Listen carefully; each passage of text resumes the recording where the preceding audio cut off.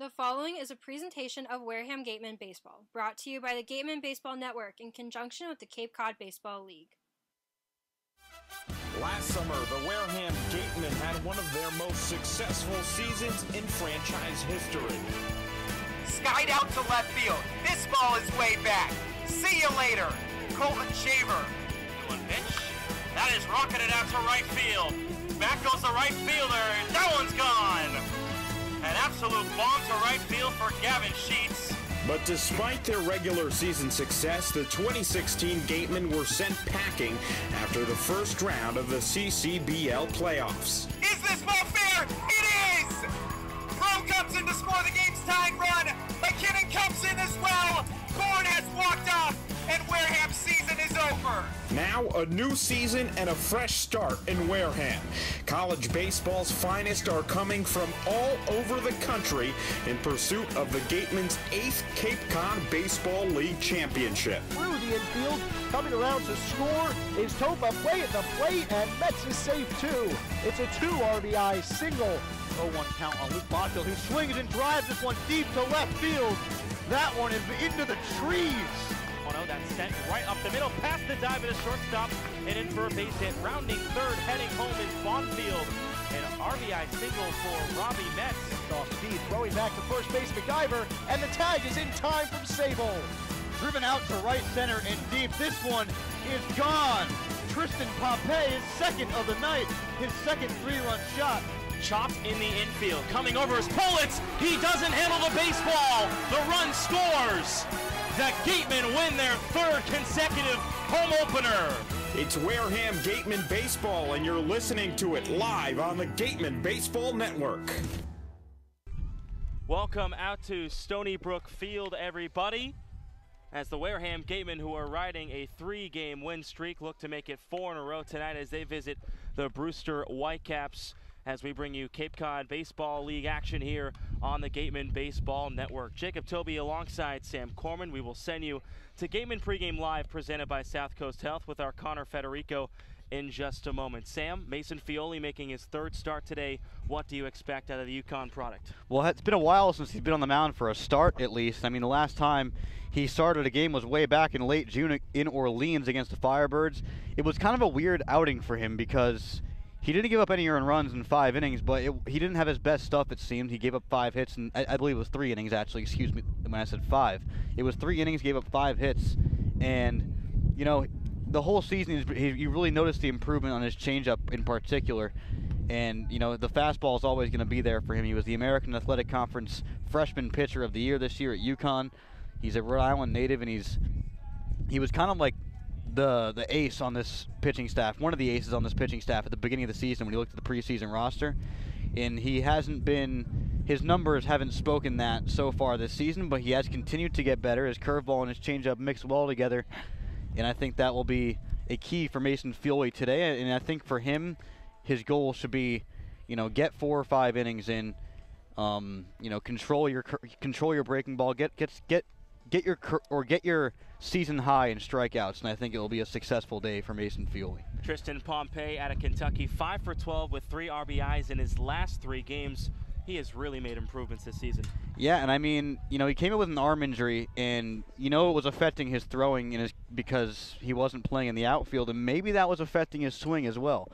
You don't know that, but also as you get into the outfield, you get more involved in the game, and when that happens, you might start hitting better, and that's what's been happening with Tristan Pompey so far. He's been hitting the ball a lot better, more consistently, not just, you know, skying balls into the deep outfield. He's hitting line drives through holes to the right side, up the middle. He's had a few opposite field base hits as well. He's had a few RBIs, 5 for 12, as you just mentioned, in his last 3 days. Really good stuff from Pompey, and, you know, for him, everyone knows he has just about the complete package as a fielder, as a hitter, and I think that for him, if he can, you know, set a certain goals, hit this amount, hit this average for the next 14 games, hit this amount of home runs, maybe hit another 2 home runs, because power hitting is part of his game, and we haven't really seen that since the first game that he was here. So, you know, maybe that's a goal for him, is to try to get back into that power mode, because recently he's been kind of a tank in these last 3 games hitting singles, but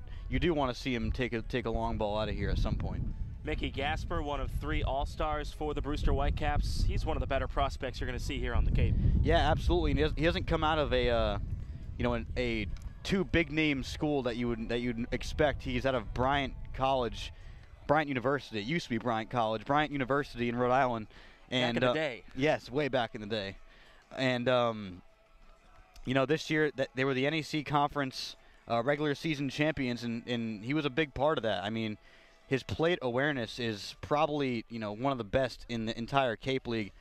He walked over 2 times more than he struck out this year at Bryant. He had a .43 strikeout to walk ratio as a batter.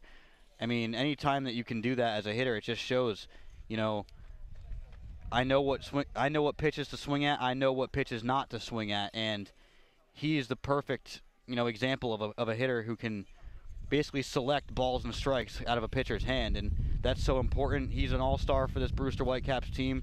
He's hitting in the middle of the order, and he's been hitting over 300 this year. He hit 342 for Bryant. Also has some power. He had a .998 on base plus slugging percentage this year at Bryant. So I mean, he's a complete package. It's just great to see, a guy out of Bryant really performing this well as a hitter. You see it out of pitchers sometimes in the Cape League that come in here out of, such as Justin Montgomery out of Cal Baptist coming in here and having a phenomenal season. But less frequently do you see a hitter out of Bryant or a different school of that nature have as successful as a season as Mickey Gasper is having.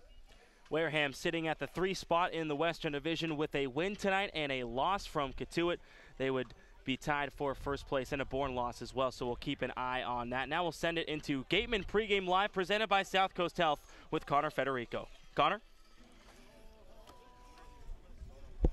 Thank you very much, Jacob. Isn't it funny? Just a couple days ago, we were talking about how the Gatemen were in last place, and now with a win tonight and maybe some help around the league, they could be tied for first at the end of it. Just the wild, wild west, as Sam Corman describes it, here against the Brewster Whitecaps tonight. Thank you for listening to Gatemen Pregame Live, presented by South Coast Health. The second road game in a row for the Gatemen. Tomorrow they will be home against the Chatham Anglers, another East Division opponent. This is the first game against 4 straight East Division opponents for the Gatemen after going 3-0 against the West, and Wareham looking for 4 consecutive wins for the first time this season. So last night against the Hyannis Harborhawks, the Wareham Gatemen had a great offensive game, but Joey Matulovic, he was really the star on the mound for the Wareham Gatemen. 5 scoreless innings en route to a win for the Cal Bear. He just caught up with our Claudia Chikamian.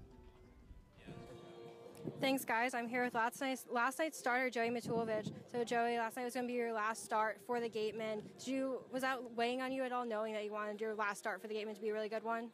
No, it didn't really weigh on me, but just wanted to go let it all hang out there and just get the job done and get a W for the team. What's the biggest thing you've noticed in your time here with the Gatemen, working with Lawler and the rest of the pitching staff, that you can take back to school with you? Just dealing with adversity and really learning about myself on the mound. Coach Lawler has just taught me so much as a pitcher and just as a person on the mound, so that's been the biggest learning experience for me. How big was that win for you guys last night? Not only were you great in the rest of the bullpen, but the offense finally had a big spark, and you got that huge win for you guys. That was huge. I mean, the offense really needed that. I mean, I think we have the biggest run differential in the league, except we just can't score that much. Our pitchers hold them, but we can't score. So our offense did the job, and we're going to carry that over into the night. And so what was the main thing that you noticed that everyone was working on today to make sure you can kind of carry that over tonight? Just staying loose and having fun. I mean, I know the standings are all really close for the top 4 teams. We're just not worrying about it. We're just going to go out and play and try and win as many ball games as possible. And finally, what are you going to miss most about this Gatemen and this whole Cape League experience? I'm going to miss the team a lot. I miss Coach Lawler, but I'm definitely going to miss the team. These are guys I've really bonded with over the past month and a half, and it's not something you can ever duplicate. It's definitely something you got to take with you, and it's a really special time. Great. Well, thanks, Joey. Back to you guys. All right, thank you. Thank you very much, Claudia. And Joey Matulovic has had quite the special time for the Gatemen, getting the win yesterday against the Hyannis Harborhawks. So you just heard from yesterday's starting pitcher for the Gatemen, but how about that offense? 10 runs. Here are Sam Corman's highlights from last night at McKeon Park. The Gatemen were here at McKeon Park. They put up a 10 spot in the run column, including 3 home runs. It was a slugfest last time. The Gatemen taking on the Hyannis Harbor Hawks here on the Gatemen Baseball Network. My name's Sam Corman. Johnson has kind of a Mariano Rivera look to his stretch delivery. Here's the pitch. Line through the left side for a base hit. Coming in from third is Metz. It gets by the left fielder Robinson, and that allows Angelini to score easily and allows Kwan to get to second. It's an RBI single for Stephen Kwan, and the Gatemen are on the board. It's 2-0. Here's the pitch from Johnson. Down the line, third baseline for a base hit. Kwan rounds third. He's going to come home and score easily. It's 3-0. Dodson stops at second with an RBI double. The hitting has come alive for the Gatemen, number 4 of the inning in 5 batters. Pitch is in the dirt. It gets behind the catcher Proctor. Coming in to score easily is Tristan Pompey. It is 4-0 Gatemen on a wild pitch from M.D. Johnson. Here's the 1-1 to the 9-hitter. Runner goes from first. It's Baird. Grounded through the left side for a base hit. And Chia scores easily. Despite the hit and run, Baird cannot advance to third as the ball was on the left side of the infield. But an RBI single for Nick Angelini, his 5th RBI of the season, makes it 5-0 Gatemen with 8 saves. This one's cranked out to deep center by Dodson. On the run is Hampton. He looks up, it's off the wall. Both runs will score easily. Dodson stops at second with a 2 RBI double on the first pitch that Sandlin throws. It's Angelini and Baird that both come to score, and it is 7-0 in favor of the Gatemen. And Dodson's 2nd consecutive double. State. Line back up the middle, past the glove of the second baseman, Ford Proctor, and MacGyver is going to come on to score. It's 8-0 Gatemen on 3 consecutive singles to start this 5th inning. Wow, I mean, 12 hits now for the Gatemen here in the 5th. Here's the pitch. It's flown out to right field by Metz. On the run is Mangum. He makes the play. Tagging from third is Pompey. And the throw comes into third. Pompey scores. It's 9-0 on a sac fly from Robbie Metz. Time he's come to bat. That pitch upstairs and in almost hits him, but he's able to duck out of the way. Throw back to the pitcher. Gets by the pitcher Rigby and scoring on the play. Well aware of that was Kyle Kasser, who makes it 10-0 on an E2. Wow, that's the kind of day it's been for the Harp. Here's the 2-2. In there for called strike 3. And the Gatemen take a 10-1 victory against the Hyannis Harbor Hawks. The Gatemen get a much-needed victory against a division rival. They improved to 14-15-1. All those calls courtesy of the Gatemen Baseball Network, Sam Corman. All right, we're getting closer to first pitch between the Wareham Gatemen and the Brewster Whitecaps tonight. First, we're going to take a quick break on Gatemen Pregame Live, presented by South Coast Health. When you're sick or injured, you want care when and where it's convenient for you. South Coast Health Urgent Care has 4 locations: Fairhaven, Wareham, and now in Seekonk and Dartmouth. You can view wait times and even check in online at southcoast.org/urgent-care. Choose the time and location that's best for you. We'll even remind you when it's time to come in, and walk-ins are always welcome. Urgent care that exists to meet your needs. More than you expected? That's more than medicine. Check in at southcoast.org/urgent-care. Registration is now open for the 2017 Wareham Gatemen Youth Clinics. The instruction clinics are open to boys and girls between ages 4 and 15. The clinics are a great opportunity to meet and learn from some of the best collegiate players in the country. Clinics are held Monday through Friday, depending on the player's off day. For more information and to sign up your young ball player, visit www.gatemen.org.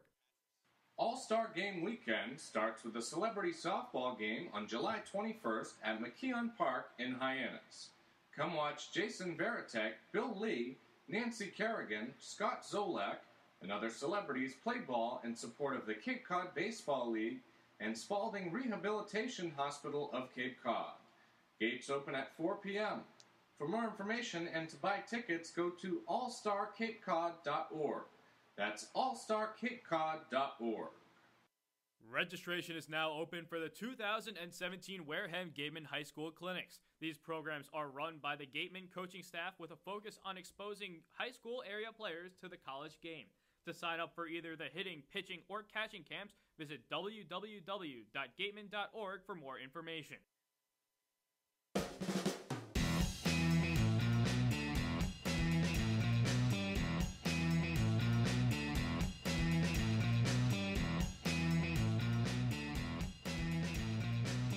Welcome back to Gatemen Pregame Live, presented by South Coast Health. I'm your host for the day, Connor Federico. And man, we have quite the pitching matchup tonight for the visiting Wareham Gatemen. It's going to be Mason Fioli. If you'd recall, he was the opening day starter for the Gatemen in a 3-0 loss against the Hyannis Harbor Hawks. Since he's had one more start and 2 more relief appearances, a record of 0-1, that loss coming back on June 14th. Against Hyannis, and a 6.23 ERA overall, 6 strikeouts in just about 9 innings pitched. And he is he's going to be a sophomore next year for the Yukon Huskies, a really highly touted high school player, winning 2016 Rhode Island Gatorade Player of the Year, Providence Journal All-State Player of the Year, a first-team Louisville Slugger High School All-American, and in 2015 and 16 was the USA Today first-team All-USA. This spring for the Yukon Huskies, 7 wins that led the team just as a freshman. Really impressive stuff from Fioli, looking to be a bit more impressive here on the Cape, and he'll look to do that against the Brewster Whitecaps tonight. And for those Whitecaps, it's Joe Moltier, who the Gatemen have seen before. Wareham beat him in a 2-1 win. Moltier dealt 6 innings, 2 earned runs, 4 hits for the season. He's 0 for 2, 3.42 ERA, 4 starts, 2 more relief appearances, and he comes out of Monmouth, where this spring had a 3-4 record, a 3.74 ERA. And the Gatemen, they're going to look to do to Moltier what they did last time. Tristan Pompey, he was a part of that lineup who handed Moltier a loss, and Claudia Chikamian just caught up with him. Thanks, Connor. I'm here with Tristan Pompey. So, Tristan, really good night for not only just you, but for all the Gatemen last night. But you went 3 for 5, 3 singles. So, what was really clicking for you guys, and what pitches were you able to see that you were able to hit so well? I think, our offense just came together, just attacked the zone early, because that dude didn't really have that much command of his off-speed pitches, so we were just looking fastball and looking to hit fastballs. How did it feel to get a really complete win? Because not only was the offense really explosive, but the pitching was really dominant. Yeah, our pitching's been dominant all year, so they've been working, grinding. It's just a matter of us getting runs for them, and once we do, it's kind of an automatic win because our pitchers are phenomenal. Now, how are you trying to work to make sure that you don't lose that offense today and continue that momentum basically throughout the rest of the week? Just kind of doing what we've been doing, keeping our mindset the same, just seeing ball, hit ball, help moving the guy over, scoring runs, doing whatever we can to get a win. What improvements have you really seen, particularly in yourself, every time you've gone to the plate? Just laying off pitches that I should be laying off, not strikes, and swinging at balls that I can control and do some damage with. Thank you very much, Claudia. And Tristan Pompey, he's in the starting lineup tonight for the Wareham Gatemen. That goes like this. Stephen Kwan will bat first and play center field. Tanner Dodson, a couple nights in a row now, DHing and hitting in the second hole where he's been great. Kyle Kasser will follow him in the 3 spot. He'll move to shortstop tonight from third base last night against Hyannis. Willie McIver, he will do the catching tonight for the Gatemen. He'll bat in the cleanup spot. Tristan Pompey moves up to the 5 spot in the order. He will play right field. John Topa back in the lineup, one of the Gatemen's most reliable hitters and all-stars. He is in left field. Jaron Duran back in the lineup as well. He will bat 7th and play second base after a brief stint at third. Blake Sable, he'll make the start at first base tonight and bat 8th. And rounding out the lineup, wearing number 9 and batting 9, the third baseman, Robbie Metz. For the Brewster Whitecaps, the home team today, Connor Smith will bat first. He wears number 2 and plays shortstop. A guy the Gatemen have not seen bat second today, it's Steele Walker from the University of Oklahoma. A great season, All-American, and he comes from Team USA to spend the last couple of weeks with the Brewster Whitecaps, batting second, and he will play center field. Mickey Gasper, he's been a Gatemen killer behind the plate and at the plate. He will bat third today. Julian Infante plays first, and he will bat fourth. Nick Dunn is today's DH, bats 5th. Kyle Datris plays 3rd and bats 6th. Chandler Taylor in right field, bats 7th. Marty Costas in left field, bats 8th. And then Christian Malfetta bats 9th and plays second base. So now we would like to remind you that you can follow us on the Gatemen Baseball Network on social media by following at Wareham Gatemen on YouTube, SoundCloud, Twitter, Instagram, and Facebook. Also, feel free to reach out to us anytime by emailing pressbox@gatemen.org. Again, that's pressbox@gatemen.org. Thank you for listening to Gatemen Pregame Live. Just about 10 minutes till first pitch. I'm Connor Federico, now joined by our team beat writer, Matt Feld. Hello, Connor. That's all you're going to give me? That's all I'm going to give you. I mean, welcome, here to Stony Brook Field, home of the Brewster Whitecaps. I always love the 5 o'clock start, except when it's 90,000 degrees outside like it is It's pretty right now. hot today. Yes. All right, so Matt, the heat right now, it's certainly coming out of this Gatemen starting lineup. What do you like that you've seen from the Gatemen starters over the past couple of days? Well, it's definitely, by the way, that was a bit of a reach, but that's fine. It's really been the bottom of the order that's come together. Ben Baird and Nick Angelini last night. Ben Baird works a walk and scored. Nick Angelini 2 for 5, a pair of hits, RBI, scores twice. And in the game before, Robbie Metz was able to be productive towards the bottom of the lineup. We've seen Jaron Duran down there with a double and scoring a run against Katuitt. So it's been the bottom of the lineup that's been able to complement the All-Stars in Dodson, McIver, Topa, Kasser, and of course Quan would be on there if he was eligible and had played enough games. So it's been really the bottom of the order being able to come through, either make the productive out, whether it be a sacrifice bunt, sacrifice fly, or get the key hit to keep a rally going to turn it back over for the top of the lineup.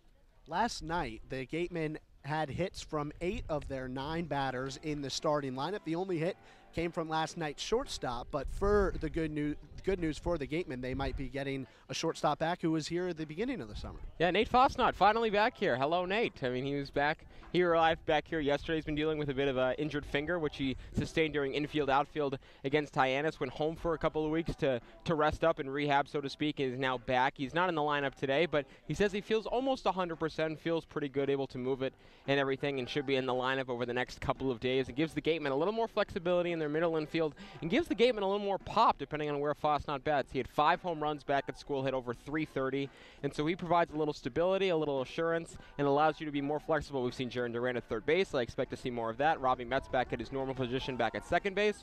Maybe we even see some Duran at first base, but it gives the Gatemen some flexibility around the infield, which they've been lacking at times, at least from an offensive standpoint at times this season. However, they have lost a little pop in the bat. Luke Bonfield just went home. What can you tell us about that? Yeah, it's just unfortunate. Bonfield's someone who's just been plagued by injuries over his couple of years on the Cape League with YD, Yarmouth Tennis back in 2015, and has had 2 really nice seasons back at college, but it's just not panned out when he's come up here on the Cape League for a variety of reasons, mostly due to injury that he sustained back in college and some injuries that he's just kind of grown up with and inherited, so to speak, throughout his teenage years and into his 20s. And it's unfortunate. He does everything he can, but he just cannot do anything about it. He was struggling over the last couple of days, and head coach Don Sennon and him just decided it was time for him to go home and rehab and hope that he can recover in time for next year's collegiate season.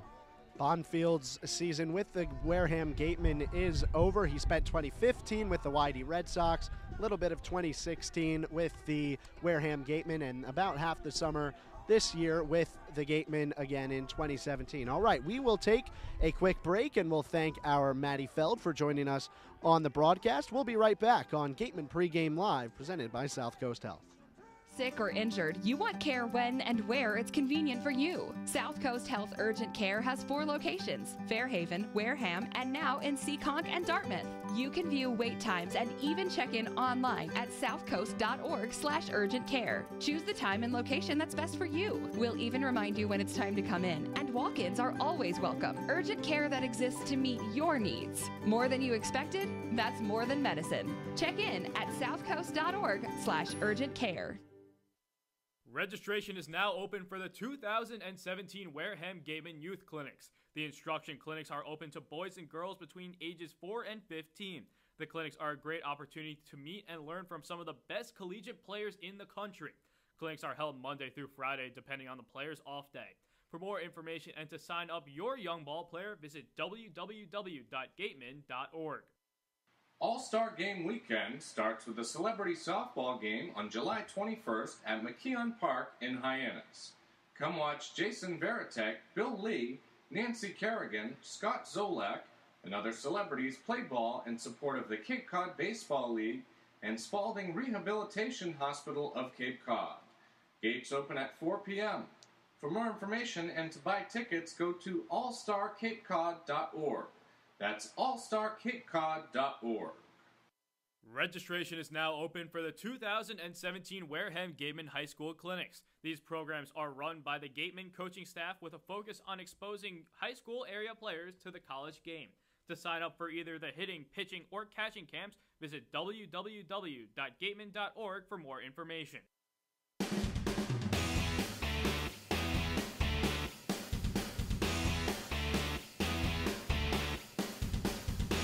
All right, that's all for me here on the Gatemen Baseball Network. Connor Federico joining you for Gatemen Pregame Live, presented by South Coast Health. Just a few moments from first pitch here at Stony Brook Field. We'll send it over to Jacob Toby and Sam Corman. Boys, take it away.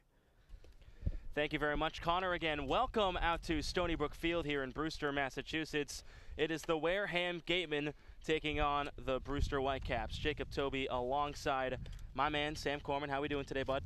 Phenomenal. I love Stony Brook Field. One of my favorite fields here on the Cape that I think that I've been to. I mean, of course, YD is the only one left. I mean, we haven't been there yet. We will be there Friday. Yes, and it'll be cool seeing the final field of my Cape Cod League experience this year. So, you mentioned last time that little cove up there and past third base. That's a great place to watch the game from here in Brewster. That little cutout up there above the dugout. Yeah, down the third base line, there's about some woods. They cleared it out for some people to sit.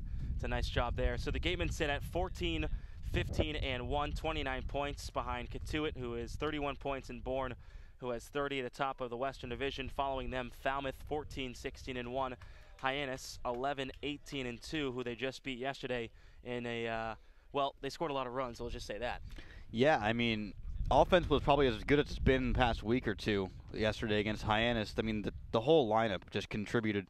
When I look at my scorebook, everyone in the lineup except for Tanner Dotson had a run scored, except the only reason Dotson didn't have a run scored is because he got left on base twice he had two doubles.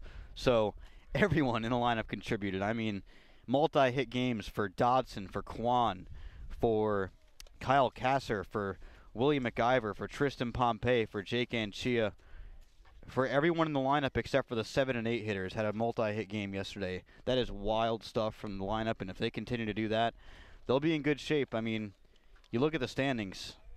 Crazy how the Gatemen were in last place, or were almost in last place just a few days ago, and now they're looking at potentially being in first place if some other things happen and they win tonight. It's just wild how close this wild, wild West division really is. The Brewster Whitecaps will take the field. Tonight is a Fox College sports game. We'll talk about that in a moment. Here is the national anthem. Ladies and gentlemen, with honor, I'd like to introduce to you a young lady who's the United States Air Force veteran of Iraqi freedom, and she lived right here in Brewster. Ladies and gentlemen, Miss Kate Downer.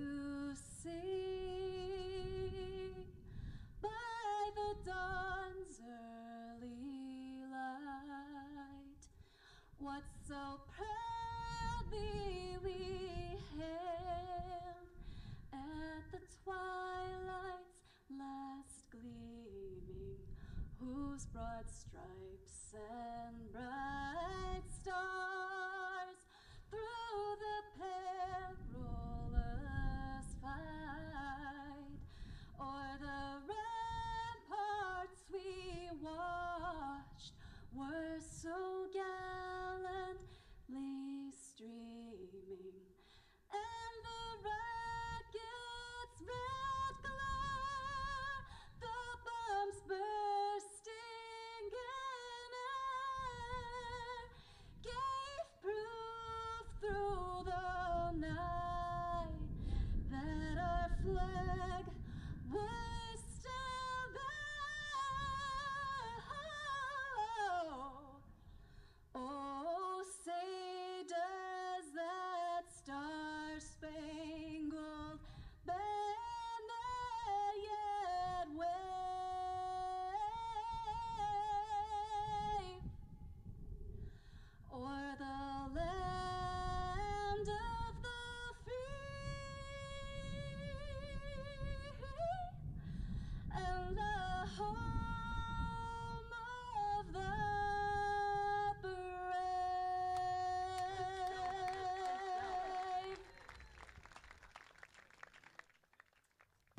And now, ladies and gentlemen, for our ceremonial first pitch. Fans, tonight is Brewster Chamber of Commerce night here at Stony Brook Field. We're saluting Executive National anthem? Elite. Elite, as we call it here on the Gatemen Baseball Network. Jacob Toby alongside Sam Corman. We have Connor Federico, our host for tonight, on hand, as well as our sideline reporter, Claudia Jacamian, our beat writer, Maddie Feld, and our producer, Nick Veronesi. Matt Weaselthair, our other producer, is not in sight right now. I believe he's editing Around the Horn. He will be here. I know that he will be here. He's editing Around the Horn. He said he'd be late because of that, and that's a good excuse, though, because, you know, that should be up as soon as possible. Great stuff in that episode Around the Horn. You weren't able to participate this week. I was not. For whatever reason. I don't know why. I work, sir. Oh, that's right. That's right. You work. You choose the time where I have to work. I can't, I can't do both. I got to be at one place, but it doesn't matter. What's going to come up on that episode? If you want to give a little preview real quick. You know, there are bold predictions for the All-Star games. We're not going to give any away of what we said for our bold predictions. Hot takes by Matty Feld, perhaps? Matty Feld, his segment, I haven't gotten a chance to see that one yet. So, okay. But I'm sure it's just going to be just dashing. I mean, always is with Matt Feld's Feld at the Field, featuring 2 players. I believe it's 2 All-Stars this time, so an All-Star edition of Around the Horn is certainly going to be pretty awesome. Now we'll go over the Wareham lineup. It goes like this. Stephen Kwan will lead it off. He is the center fielder. Tanner Dodson bats second. He is the DH. Kyle Kasser, the shortstop, bats third. Willie McIver behind the plate is hitting cleanup. Tristan Pompey in right field. John Topa in left field. Jaron Duran bats seventh. He's the second baseman. Blake Sable is at first. He bats eighth. Robbie Metz is the third baseman. He bats ninth. The defense for the Whitecaps goes like this. Kyle DeTras is the third baseman. Connor Smith, the shortstop. At second base today, Christian Malfetta and Julian Infante is the first baseman. Left to right, Marty Costas, Steele Walker, who is making his debut here for the Whitecaps in the second half of the season, and Chandler Taylor, the right fielder, out in the outfield. Mickey Gasper doing the catching for Joe Mulletier. Yeah, Mulletier out of Monmouth. He pitched against the Gatemen last time these two teams met. That was back in Wareham at Spillane Field, and Mulletier had a pretty solid outing, went 6 innings, and unfortunately for his team, he ended up with the loss because Brewster was unable to provide any run support against a red-hot Miller Hogan. So Mulletier trying to recover from that outing, that loss, although he only gave up 2 earned runs against the Gatemen. He had a 3.75 ERA at Monmouth this year, and really good at striking out batters. Watch out, because he struck out 5 batters for every 2 walks he surrendered at Monmouth this season. Umpires for today's ball game: Alan Libardoni is at home plate. Jeff Kinney's at first. Will Bowers will be at second and third. And they're just waiting on Fox College Sports. It is a Fox game tonight, so you have to signal when to go. The commercials are about 2 minutes long. They have someone come out and tell you when you can officially start, and that's what Alan Libardoni, the home plate umpire, is waiting for right now. Yeah, I mean, rare opportunity here for the Gatemen to play in front of maybe a national audience. So pretty cool stuff. Fox College Sports always a good addition to the Cape League, and a really good crowd here at Stony Brook Field, I'm noticing early on. Gatemen wearing their blue uniforms, their road jerseys with red numbers and Wareham written on the front side. Gray pants. Brewster in their white home jerseys with teal sleeves and teal numbers. First pitch to Stephen Kwan from Mulletier, misses for ball 1. We are underway here at Stony Brook Field. 5:04, your first pitch start.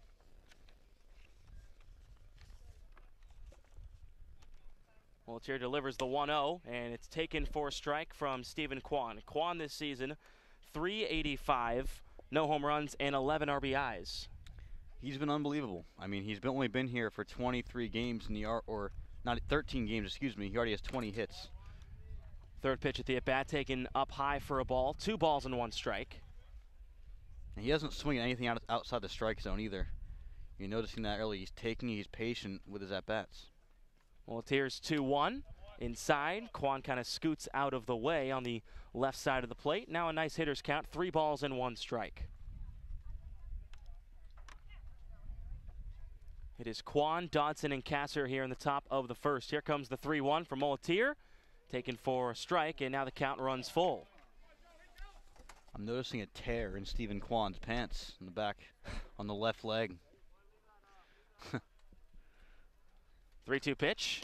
Swung on and missed. Quan goes down swinging for the first out of the inning. Moletier with his first strikeout of the evening.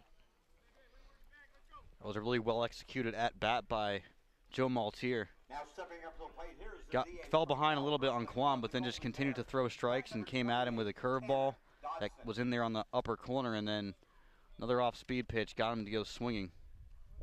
Tanner Dotson, 378.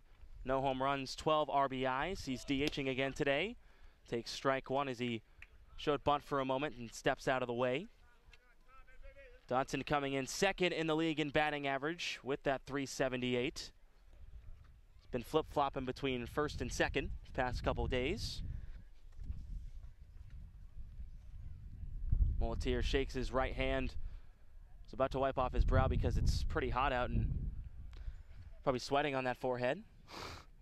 This is the second consecutive batter with torn pants on the Gatemen.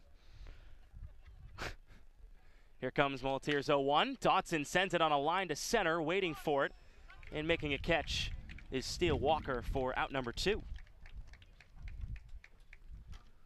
Well, Tanner Dotson's been making that kind of contact, just hard, straight contact out to the outfield every single time he comes to bat. Saw it yesterday with 2 doubles and then another fly out similar to that one. Just sometimes those fly balls into the outfield, right into the gloves of those 3 defenders out there. I mean, that's what they're there for. Kyle Kasser, 293, the shortstop for Wareham.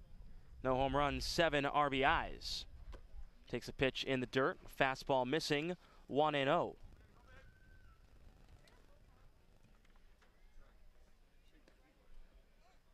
Kasser's been a mainstay in that 3 spot for Don Snedden. Takes this 1-0. It's a blooper out to shallow left center field. Coming in and making the catch is Walker. He puts him away to end the inning. The Gatemen go 1-2-3. No runs, no hits, no errors, no men left on. Brewster coming up next in the bottom half of the first inning. No score between the Gatemen and the Whitecaps. You're listening to Wareham Gatemen Baseball on the Gatemen Baseball Network. When you're sick or injured, you want care when and where it's convenient for you. South Coast Health Urgent Care has 4 locations: Fairhaven, Wareham, and now in Seekonk and Dartmouth.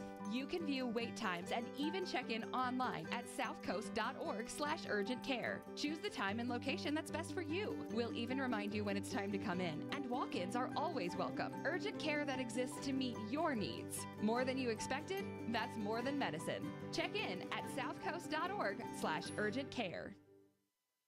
The Down East Lobster Roll combos are back at the 99 restaurants. Visit today in Centerville, Falmouth, Mashpee, Wareham, or Yarmouth for the best value for lobster rolls on the Cape. The 99, proud sponsor of the Cape Cod Baseball League.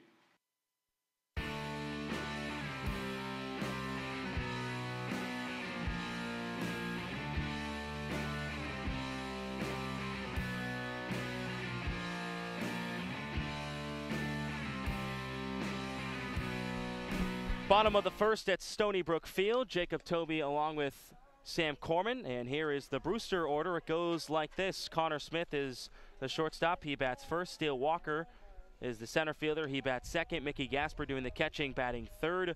Julian Infante, the first baseman, bats fourth. Nick Dunn is the DH. Kyle Dautris is the third baseman. Chandler Taylor in right field. Marty Costas in left bats eighth. Christian Malfetta is the second baseman. He bats ninth. The Gatemen defense goes like this. Robbie Metz is at third. Kyle Kasser, the shortstop. Jaron Duran at second. Blake Sable at first. Left to right in the outfield, John Topa, Stephen Kwan, Tristan Pompey, William McIver doing the catching for Mason Fioli. Well, Steele Walker making his Whitecaps season debut today after a stint with Team USA. And this guy's one of the, I mean, he's on Team USA for a reason, one of the best players in the country in college baseball. It'll be cool to see him hit second. Connor Smith takes strike one. 250 on the year, no home runs and 4 RBIs.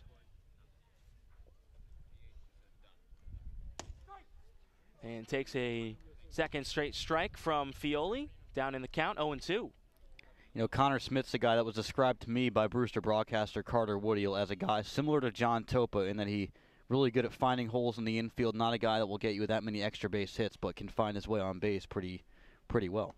0-2 from Fioli is low. 1 ball and 2 strikes. Fioli, a left-hander out of UConn, just finished up his freshman season. 6'2", 184 pounds. Here comes his 1-2. It's fouled straight back to the fence. On a fastball up and in, it's still 1-2. And that's in that stat where that shows with Connor Smith. He has 17 hits this year. None of them were extra base hits. Here comes Fioli's 1-2 to Smith. It's just high on a fastball. 2 balls and 2 strikes.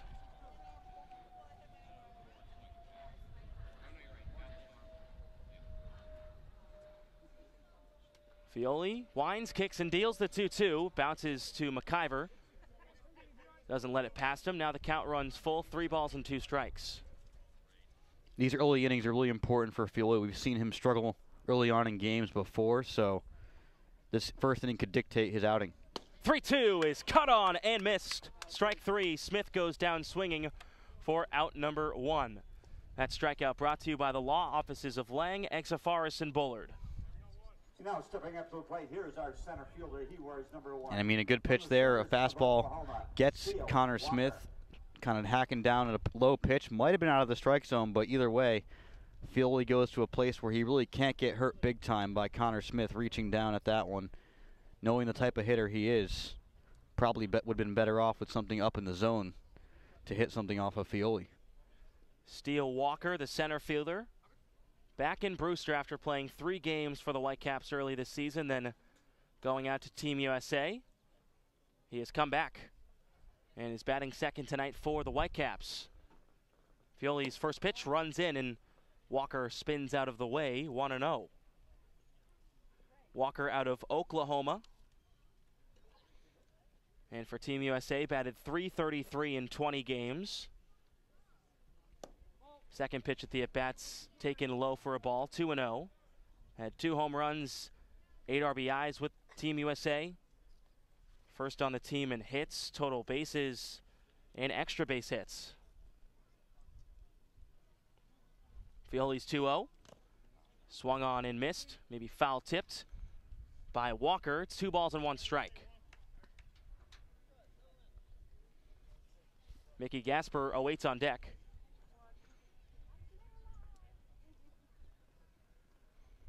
Here comes the 2-1. It is sent on the ground past the dive of the first baseman, Blake Sable, off the glove. And Walker finds himself on first base with a single. Well, Steele Walker coming back with a boom from Team USA. Down the line. That one may have tipped Sable's glove going by the first baseman on the way. However, not enough to make the play. I mean, Steele Walker coming back, making that immediate impact. He's immediately on base for the heart of the order as well. Mickey Gasper is the catcher. .333, 5 home runs, 25 RBIs. Swings at the first pitch, broken bat, popped up in the infield. Robbie Metz takes care of it over around third base for the second out of the inning. Well, that's big for Mason Fioli, getting that mammoth out of the way. And Mickey Gasper, he is one of the toughest hitters in this lineup to face. He was my player to watch pregame, as we mentioned, and he is an all-star. He can hit. I mean, swinging at the first pitch, not that characteristic of Mickey Gasper, but I guess he saw what he liked and it broke his bat. So that's a good sign for Fioli, kind of shattering some wood early on. Julian Infante, the first baseman, with Walker, the runner at first. No score, bottom of the first here at Stony Brook Field between the Gatemen and the Whitecaps. Fioli's pitch from the stretch in for strike 1. Infante, 275, no home runs, and 8 RBIs.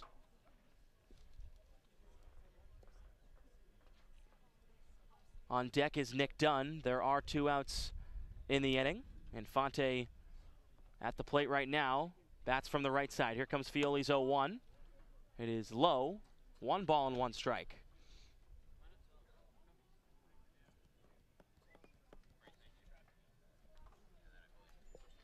Walker reached on a single. Past the dive of the first baseman, Blake Sable, for Wareham. But still no score. Bottom of the first with 2 outs and a 1-1 count to Infante. They'll check over on Walker. He's back safely.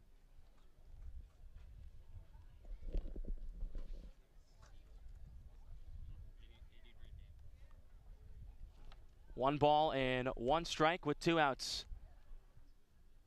Lefty delivers the 1-1. A fastball cut on him, missed up and away. And now Fioli 1 strike away from getting out of the inning.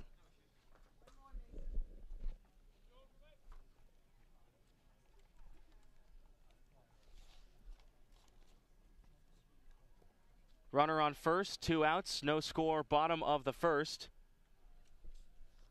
1 ball and 2 strikes to Infante. Here comes Fioli's pitch. It is called strike 3. Ring him up. Infante is down looking to end the inning. That strikeout brought to you by the law offices of Lang, Exafaris, and Bullard. Whitecaps get no runs on 1 hit, no errors. 1 man left on. We're through 1 here at Stony Brook Field. No score between the Whitecaps and the Gatemen. You're listening to Wareham Gatemen Baseball on the Gatemen Baseball Network. Listen to the game wherever you go with the Next Radio app. Catch this station's local broadcast or stream all the action right on your phone. Visit the Google Play Store and download the free Next Radio app today. Baseball Factory, a proud partner of the Cape League since 1991, holds over 600 events nationwide for players ages 8 through 18, including 3 training weeks here in the Cape. Baseball Factory alumni have played on every Division I college program across the nation, plus 400 have made it to the majors. Visit baseballfactory.com to learn how you can build your way to greatness. Friendly's Restaurants, a timeless tradition since 1935, is proud to be the official ice cream of the Cape Cod Baseball League and bring together 2 of America's favorite pastimes, baseball and ice cream.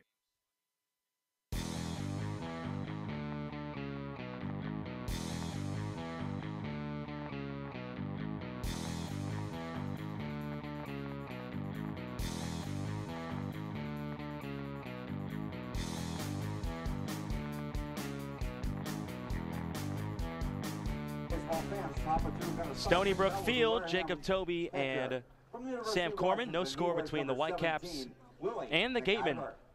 And it's Willie McIver to start it off for Wareham. Batting in the 4th spot, the catcher. 327, 2 home runs, and 15 runs batted in. He will face Joe Molitier. Molitier on for his 2nd inning of work. Retired Quan, Dodson, and Kasser 1, 2, 3 in the top of the 1st. Righty delivers the first pitch at the at-bat. McIver swings on it, sends it to right, and making a catch is Chandler Taylor on the run. Well, McIver, 1 pitch and 1 out. He's retired, 1 gone. Well, it's a tough break for McIver because he makes good contact, just right to the right fielder. Chandler Taylor, that's been a theme early on in a few of these flyouts for the Gatemen, for Tanner Dodson as well. Made good contact, but you know, eventually they're going to have to start working the pitch count of Joe Molitier, who had a really good outing against the Gatemen last time. Pompey steps in, takes ball 1. Molitier 6'1", 180 pounds, pitches from the right side out of Monmouth.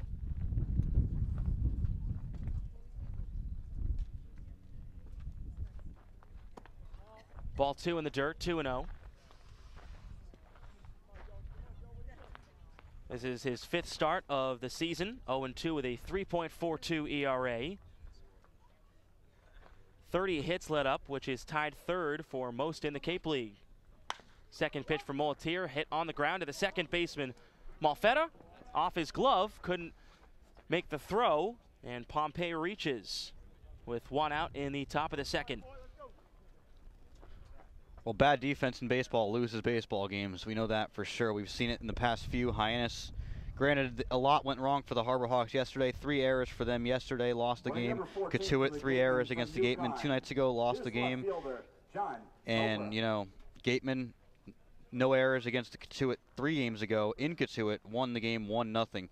So good defense correlates to wins, and that's tough for Brewster, second baseman, Molfetta. John Topa takes a first pitch strike, 0-1, 308. No home runs and 9 RBIs. Brewster, coming off a 5-3 loss at Chatham yesterday, committed 2 errors in the game's first 4 plays. That allowed 2 unearned runs to score in that ball game. 0-1 fouled off by Topa. Quickly, no balls and 2 strikes with a runner on first. No score. Haven't really seen Pompey have the ability to test his speed that much this year, but he does certainly have it. And the Gatemen have been very aggressive on the base paths in recent games. Pompey is the runner at first base. Reached on the air. Fastball up and away. 1 ball and 2 strikes. Jamie Shevchik, the Brewster head coach, saying that last night defensively we were awful. There's too much pressure being put on our pitching staff because we can't field the baseball. Who was not happy with last night's performance. Here comes the 1-2 from Molitier outside. No advancement from Pompey at first. I mean, at this level of baseball, the thing is defense is kind of just a given, you know? Like, these guys are just so sound defensively that when you do make errors, it's just so costly because it's not happening, you know, all around you to the other teams as well. 2 balls and 2 strikes from Molitier. Breaking ball missing, and now the count is full. 3 balls and 2 strikes with a runner on first and no score top of the second. Jaron Duran is waiting on deck for the Gatemen. Molitier looks on, the 3-2. Swung on and missed. Runner goes, the throw down to second is not in time. John Topa does strike out swinging, but Pompey advances to second base. Well, first of all, 2-part play there. Tough for Topa. Swinging at a pitch well out of the zone, probably at his shoulders. And then, how about Pompey? I mean, looked like they might have had him, but ball was dropped at second base, and defensive woes continue. Now a runner in scoring position, 2 outs, but Pompey can score on a base hit from Durant. Jaron Duran, .250 on the year, 2 triples, and 4 RBIs. Now Pompey, the runner at second base. And strike 1 taken from Jaron Duran out of Long Beach State. The Beach. The Beach, the Dirtbags, my favorite. That's why I said it like that. I knew it was one of your favorite names. Molitier looks back the runner at second. And Duran fouls this one off. Quickly down, no balls and 2 strikes.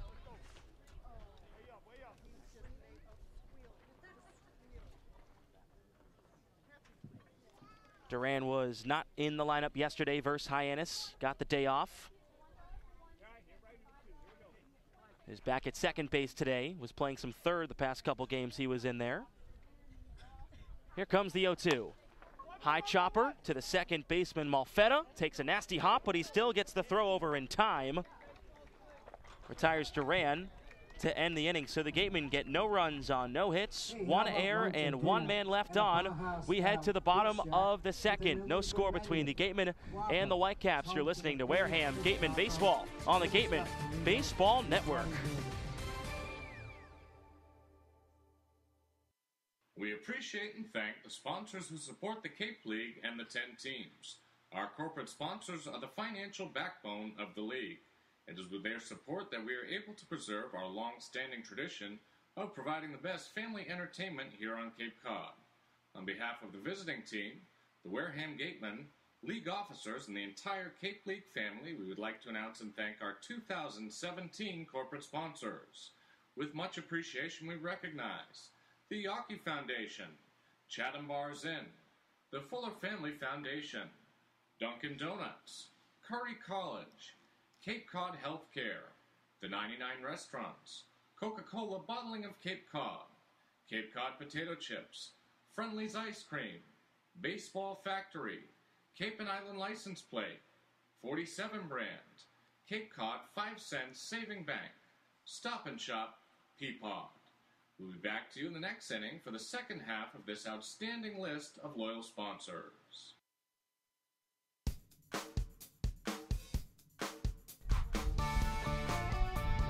Back at Stony Brook Field, Jacob Toby along with Sam Corman, the Gatemen traveling to Brewster to play the Whitecaps. No score, as now it is Nick Dunn, the DH, for the Whitecaps. Stepping in right now on the left side, 305, no home runs, 12 ribbies. Against Mason Fioli, lefty deals. Swing and a miss from Dunn on the first pitch. Dunn coming into this game with a 7-game hitting streak. Fioli delivers, taken for a strike.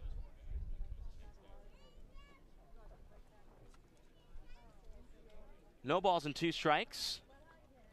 Fioli with the high leg kick, deals the 0-2. Curveball, hit foul down the first base line. Sable got a glove on it, but it's called foul by Jeff Kinney over there at first. Probably the hottest day here on the Cape so far. You think so? I think so. Wow. I mean, there's been some pretty hot ones at Spillane. It's just we're in a press box, so it's harder to tell. Here comes Fioli's 0-2. Breaking ball. Nick Dunn goes down looking. That strikeout brought to you by the law offices of Lang, Exafaris, and Bullard. Count them up. That's 3 Ks. Here for Mason Fioli early on. Yeah, beautiful breaking ball. Hovers in there for Fioli. And no chance for Dunn to make contact on that one. Just nasty stuff. That's kind of his go-to put-away pitch, especially against lefty batters. Kyle Datris takes strike 1, the third baseman. 247, no home runs, and 5 RBIs. Fioli likes to work quickly. He's already set. Winds, kicks, and deals the 0-1. And it bounces to the plate. Fioli last pitched versus Yarmouth Dennis. Went 2 innings, gave up an earned run. The 1-1 is low, 2 balls and 1 strike. Faced 7 batters in the relief outing, struck out 1 and walked 1. 2-1 from Fioli is taken inside from the righty Datris. 3 balls and 1 strike.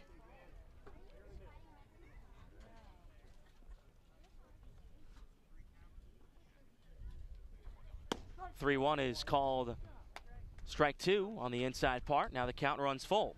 When you work as quickly as Fioli's working right now, the batter doesn't really have time to think about the last pitch that just came into him. Full count pitch. Swung on the ground. Metz over at third, ranging to his left, throwing to first, and in time. Nice play from Robbie Metz for out number 2. Really well executed defense by Metz. Tough play moving to his left. And a big roll tide coming in for Chandler Taylor here. He plays his baseball in Tuscaloosa, Alabama for the Chandler Taylor, the right fielder. Roll tide. 235, 5 home runs, 13 RBIs. Consider him one of the better sluggers here on the Cape. Undoubtedly. I mean, you can just tell by the way he stands in the batter's box. First pitch taken high, 1-0. Taylor, a participant in the College Home Run Derby, and will be in the CCBL Home Run Derby. A 1-0 is popped way up in the sky in shallow right field. Going out there is Jaron Duran, but it will actually be Tristan Pompey to put Chandler Taylor away to end the inning. Whitecaps go 1-2-3, no runs, no hits, no errors, no men left on. We're headed to the third, no score here at Stony Brook Field. You're listening to Wareham Gatemen Baseball on the Gatemen Baseball Network.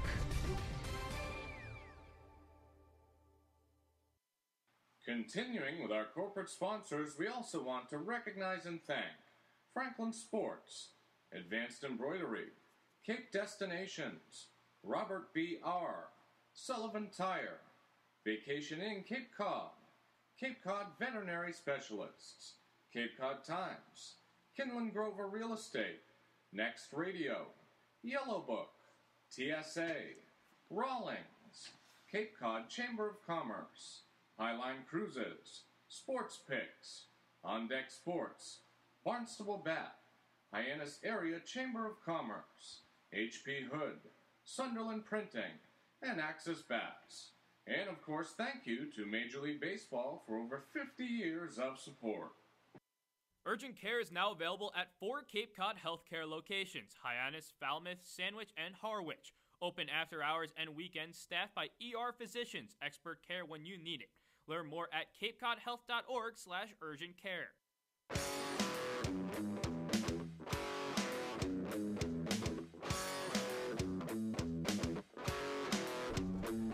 The Gatemen Baseball Network would like to remind you that you can contact us anytime by emailing pressbox@gatemen.org. Please feel free to send us your questions or comments, and we'll make sure to address them as soon as possible. Also, make sure you're keeping up with all the Gatemen action 24/7 by following Wareham Gatemen on Twitter, Instagram, Facebook, YouTube, and SoundCloud. Top of the third, no score here at Stony Brook Field. Blake Sable will lead it off for the Wareham Gatemen as home plate umpire Alvin Libardoni gets the signs from Fox College Sports, and we're ready to go. Speaking of that Twitter announcement, big shout out to all of our Twitter followers. We started the season with about 3,990 followers. 30 games into the season, we're at 4,500 followers on Twitter. First pitch to Sables in for a strike, 0-1. I'd say that's a pretty good job from all of us here, the social media team. Oh, absolutely. It's about a 10% jump since the season started. Pretty great stuff. Specifically, Connor Federico. I know he wants the shout out. Here comes the 0-1. Curveball hanging, and nice play made by Infante at first. Flips to his pitcher, Molatier, and retires Sable for out number 1. Well, scary looking play over there for Joe Molatier. You might have heard the crowd reaction right there. But he slipped on the bag a little bit when he went to step on it, and sometimes that can be alarming. You know, your ankle can roll or twist on that bag, but he looks to be okay. Right back to the mound, not phased at all by what just happened. Robbie Metz, the third baseman, 286, no home runs and 4 RBIs, will step in on the right side to face Molatier. Only issue Molatier had last inning was the error on his second baseman. Metz swings and hits this one out to deep center field. Going back is Walker. And a loud out number 2 for the Gatemen lineup. Yeah, Molatier really keeping his pitch count down. I mean, was that 3 pitches so far this inning, 2 outs? And I mean, swinging early in the count, not a bad idea for the Gatemen, but at some point, you got to start working this guy's pitch count or he's going to be in here forever, just getting you to ground out, fly out to the outfield. But good contact by Robbie Metz nonetheless. Haven't really seen him take a ball too deep yet this season. Stephen Kwan, the leadoff hitter, takes strike 1. He struck out swinging his first time up.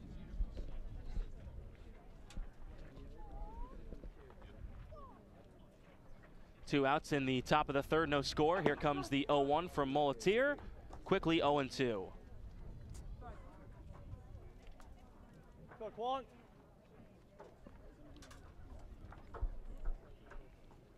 Kwan has been so good as the leadoff hitter for the Gatemen.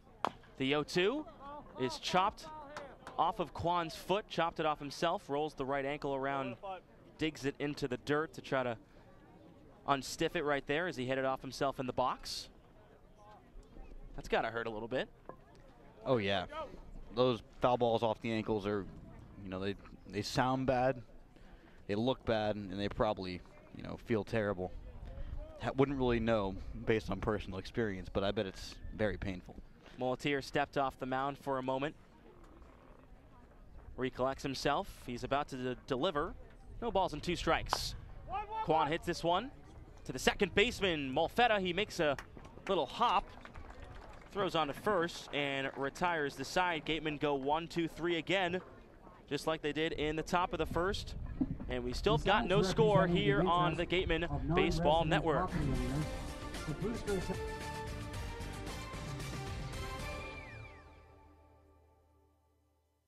The Fuller Family Foundation is proud to support the excellent sportsmanship and character of the Cape Cod Baseball League. The Sacred Cod Tavern at Chatham Bars Inn Resort and Spa, a quintessential New England dining experience for lunch or dinner, a proud member of leading hotels of the world.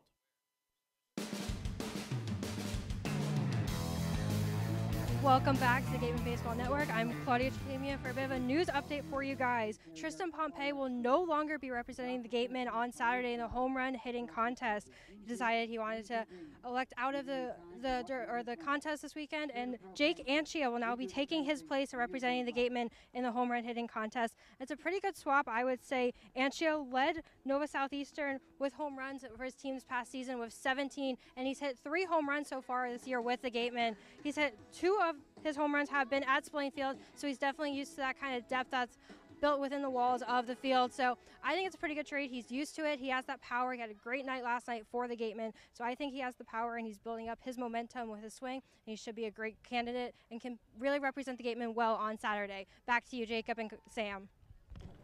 Thank you very much, Claudia. Tristan Pompey electing not to go in the home run derby. Yeah, it's no surprise. I mean, he already played and won this summer, and I mean, it's just so much energy to try to whack that many balls out of a ballpark at one time. So not a surprise that Pompey is not participating in the All-Star game. Jake Anchia, a very worthy candidate, however. He hit 17 home runs this year in D2 baseball. So, I mean, I'm excited to watch Anchia go out there and try to use his home park to his advantage, even though Spillane Field not so friendly for hitting home runs. Marty Costas will start it off. He's the left fielder, 207, 4 home runs and 15 RBIs. Bats from the right side and will face Fioli. His first pitch out and away for ball 1. Costas wearing a little arm sleeve, a white arm sleeve on his left arm. And he cranks the 1-0 out to right. Pompey, though, a few steps over to his left, makes the catch for out number 1. It's kind of a theme of today is hard hit contact from both sides, but going right to the outfielders. I mean, it happened in the first inning to Tanner Dodson. It happened in the third inning to Robbie Metz, and it just happened to Marty Costas right there of Brewster on the other side. Christian Malfetta, the second baseman. Bats .235, no home runs and 6 RBIs.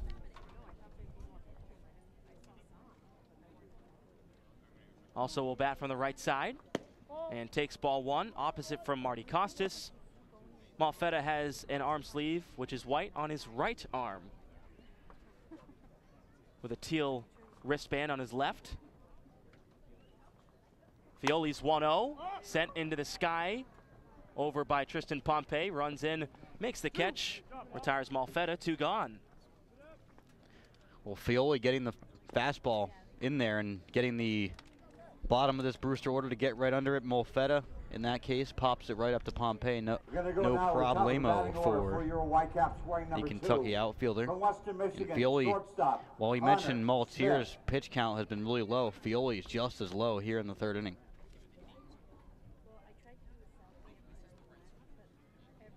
Leadoff hitter Connor Smith takes ball 1. He struck out swinging in the first, one of 3 strikeouts so far for Fioli. 1-0 hit back to the screen, 1 ball and 1 strike, 2 outs in the bottom of the third. Still no score here at Stony Brook Field. Fioli already ready to throw this next pitch with Smith out of the box. It's the 1-1 cranked out to center. Coming in is Stephen Kwan. Makes the catch, retires this side. So for the second straight inning, Brewster Whitecaps go down 1-2-3 and still no score. We march on to the 4th. You're listening to Wareham Gatemen Baseball on the Gatemen Baseball Network.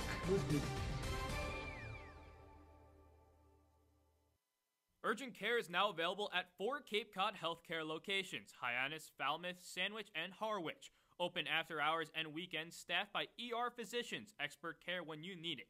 Learn more at capecodhealth.org/urgentcare.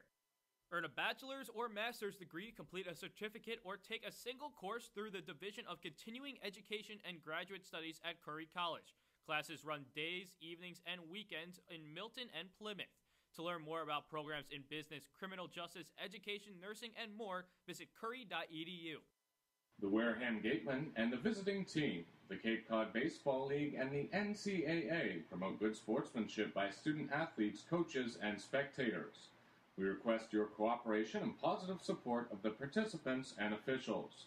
Profanity, racial or sexist comments, or other intimidating actions directed at officials, student athletes, coaches, or team representatives will not be tolerated and are grounds for removal from this ballpark.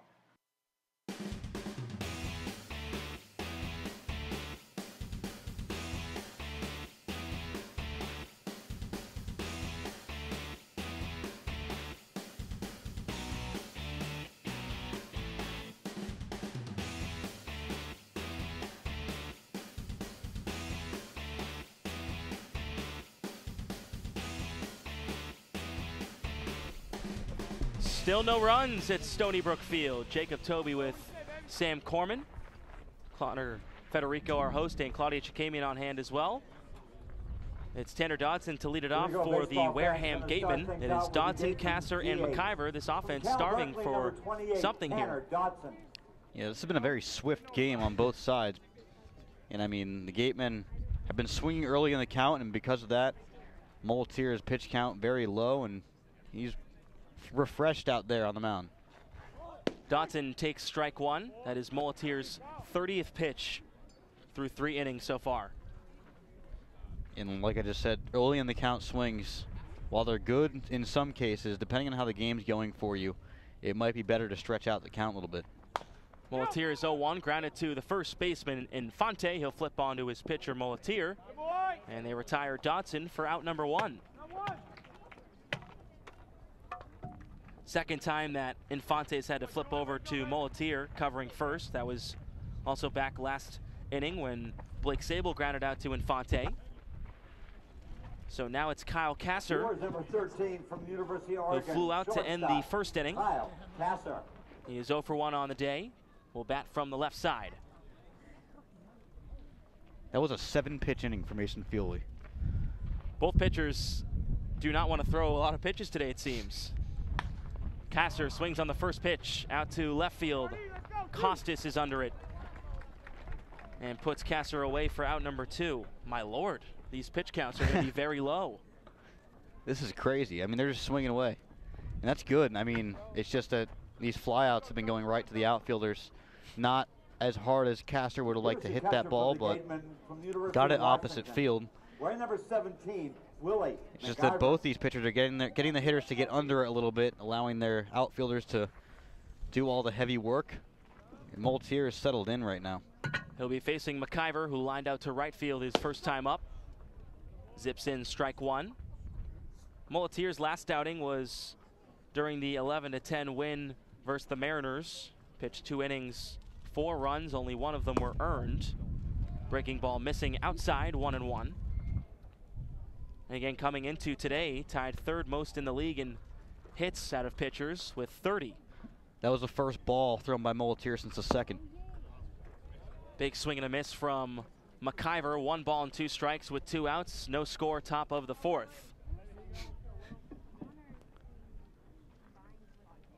Gasper giving the signs behind the dish. McIver awaits on the right side, the 1-2. Breaking ball hits the plate and bounces off the chest of Gasper. 2 balls and 2 strikes.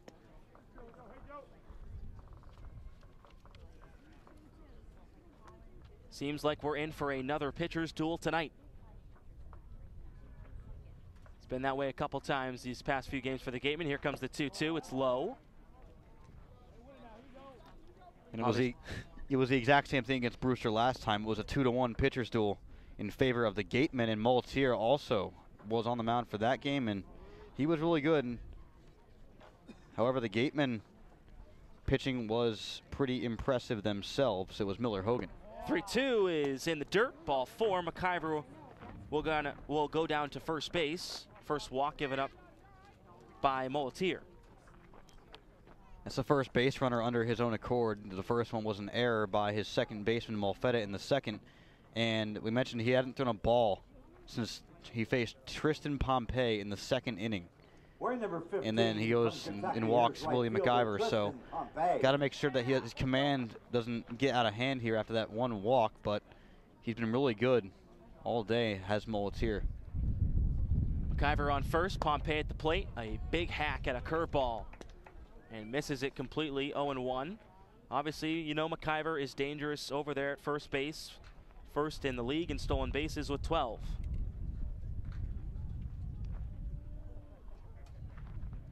Pompey had a stolen base back in that 2nd inning.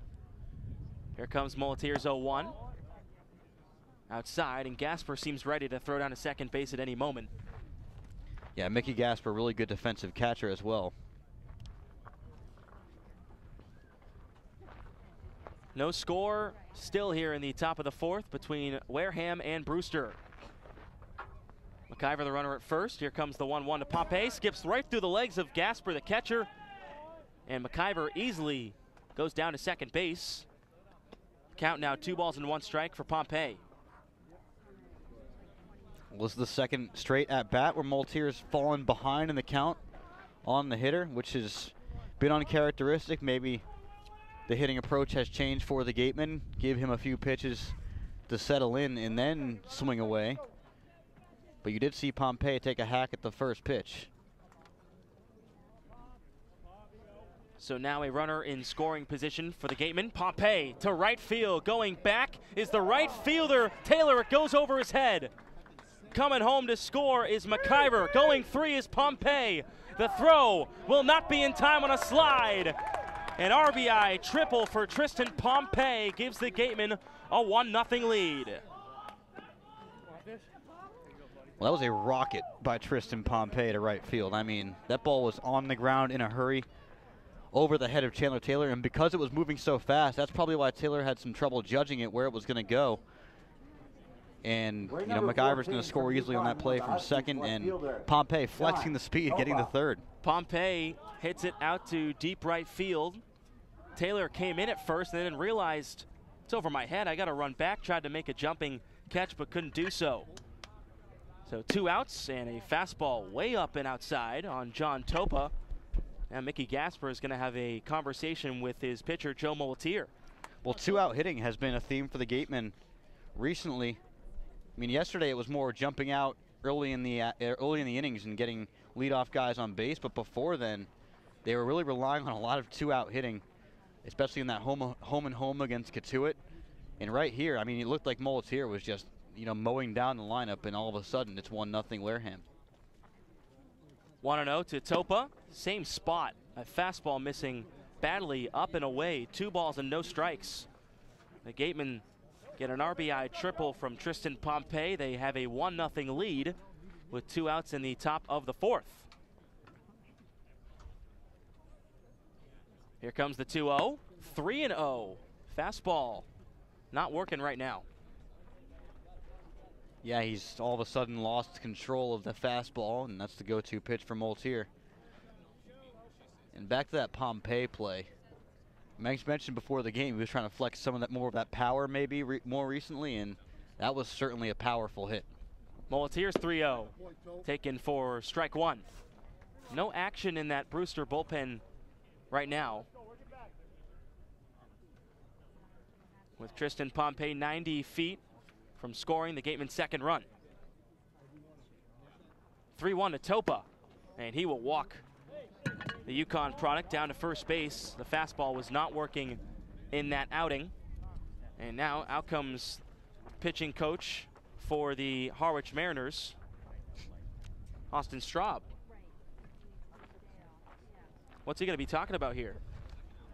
Well, I mean, he's like, what happened? I mean, through 3 2/3, Molitier was, you know, next to unhittable.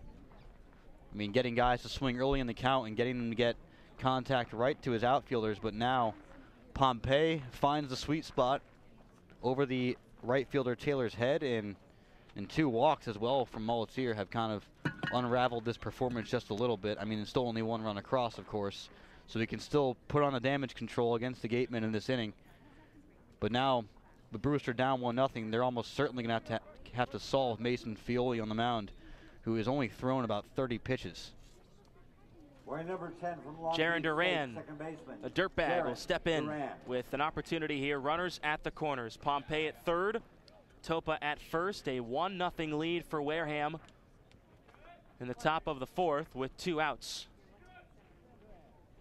Duran grounded out his first time up. And that fastball missing again. 1-0.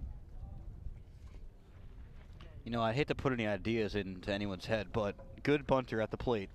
Good speed at third. A little squeeze action wouldn't be a bad idea. Molitier from the stretch. The righty delivers the 1-0. That becomes 2-0.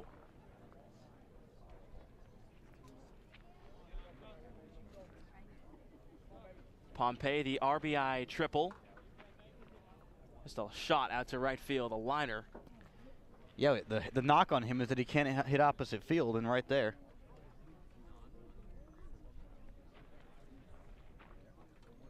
Here comes the 2-0. Taken low. Some real control issues here for Molitier. 3 balls and no strikes. Had Topa in a 3-0 count. Threw a strike, then walked him. Now in danger of walking Duran. Here comes the 3-0. And he does so. Now the bases are loaded for Blake Sable. I mentioned he hadn't thrown a ball since the 2nd inning. Before that at bat against McIver, he hadn't thrown a ball. That walked to McIver. Now 3 walks in the last 4 batters Number 4 for Molitier. Very interesting how quickly things can change in the game of baseball, isn't it, Jacob? Blake Sable has an opportunity here with the bases loaded. Pompey at 3rd, Topa at 2nd, Duran at 1st. Takes ball 1 from Molitier.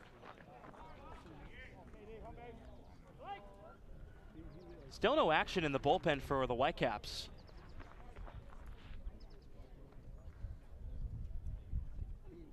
The 1-0.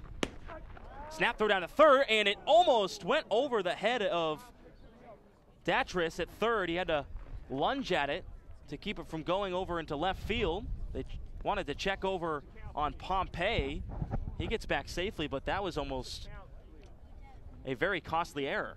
And Gasper throws well to the right of the 3rd baseman, Datris, which is where he was before he started making the move over to 3rd base. But obviously you're trying to get the runner, so you got to throw it to the bag. 1-1. Sable on the ground. 2nd baseman Malfetta throws to 1st.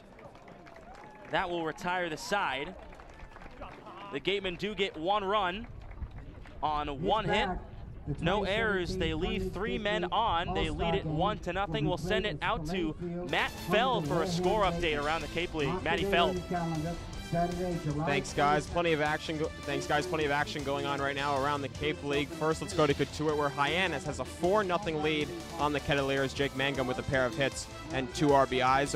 A Gatemen win along with a Cotuit loss would move the Gatemen into 1st place for the first time this season. Yarmouth Dennis holding a 7-0 lead on the red-hot Orleans Firebirds. Drew Mendoza with a grand slam in the 1st inning, a 5-run 1st inning for YD in that ball game, and starting in about 7 minutes. Chatham visiting Bourne and Harwich visiting Falmouth. Jacob and Sam, back to you guys. Matty Feld on the score updates. How do you like it, Sam Corman? Maybe a new calling for Matt Feld, score updater of the year. Nice job there from our beat writer. You can read him on gatemen.org. And now, bottom of the 4th. The Gatemen score 1 run in the top off a RBI triple from Tristan Pompey. Now Mason Fioli's got a 1-0 lead here. Yeah, and he's well rested. I mean, he only threw 7 pitches back in the 3rd, so he's ready to go out here. And this is a big turning point in the game for Fioli. His team has a lead, and with the way the Gatemen pitching staff and with innings limits and with pitch count limits, how it's going, he's probably only going to go 2 to 3 more innings for the Gatemen, depending on how it pans out for him. But, tough part of the order coming up for Brewster as well, and Steele Walker to start it off. Walker singled past the glove of Blake Sable at 1st on the right side of the infield.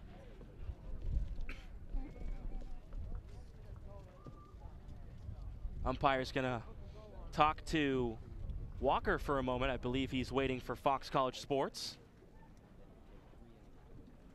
And they are. He's looking down that 3rd base line. In a commercial break here on TV right now. Not for us. No commercials. Well, there are commercials. Oh, we do have commercials. I shouldn't have said that.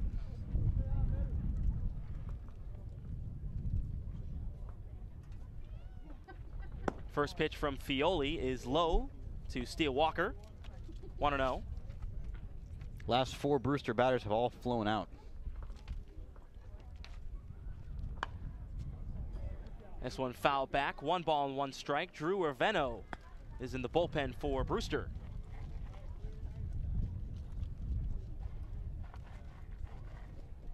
It is Walker, Gasper, and Infante in this inning. 1-0 lead for Wareham. This one sent into the sky into center field. Stephen Kwan under it. Makes the catch to retire Walker, who got jammed on the breaking ball from Fioli. Another fly out here for Mason Fioli. Yeah, it's 5 in a row. Seal Walker very upset with that one. He almost got a hold of it and sent it into dead center out of the ballpark, but got under the curveball a little bit. That's what Fioli's been good at today so far, and it's been more of the fastball he's been getting guys to get under, but that time the breaking ball, and Walker retired for the first time. Here comes Mickey Gasper. Takes strike one. One of 3 All-Stars for the Eastern Division from this Brewster team. Gasper, Michael Curry, who's not in the lineup today, as a check swing from Gasper. Goes around, no balls and 2 strikes. Gasper, Curry, and Robert Broom, a pitcher for Brewster, named to the All-Star squad. Fioli waiting to deal the 0-2. Now he has the high leg kick, bounces it before the plate on a fastball. Hits McIver in the chest. 1 ball and 2 strikes. Those 3 All-Stars for Brewster are the lowest number of All-Stars from one team in the Eastern Division and the Western Division. 1-2 foul back. So not a lot of All-Stars for the Whitecaps. Of course, Orleans has the most in the CCBL going to the big game.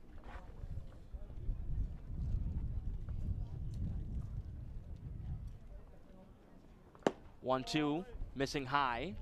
Wareham has the most in the Western Division with 6.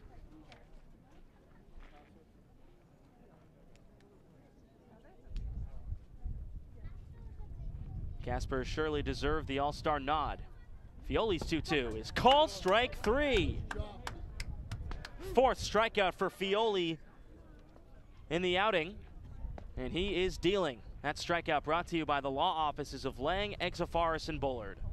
Number 47. Well, the fact that 3 of the 4 strikeouts for Brewster have been looking speaks a lot about what Fioli's throwing right now, fooling the Whitecaps hitters left and right, especially on that outside corner. He's been right now looking like the sharpest he's been so far this year. Infante, one of those looking strikeout victims. Fioli bounces the pitch to the plate. 1-0. Fioli has struck out Smith swinging, Infante looking, Dunn looking, and Gasper looking. 1-0. On the ground to Robbie Metz, ranges over to his left at third, throws to first. And the side is retired. So for the 3rd consecutive inning, the Whitecaps go 1-2-3, and the Gatemen lead it 1-0. You're listening to Wareham Gatemen Baseball on the Gatemen Baseball Network.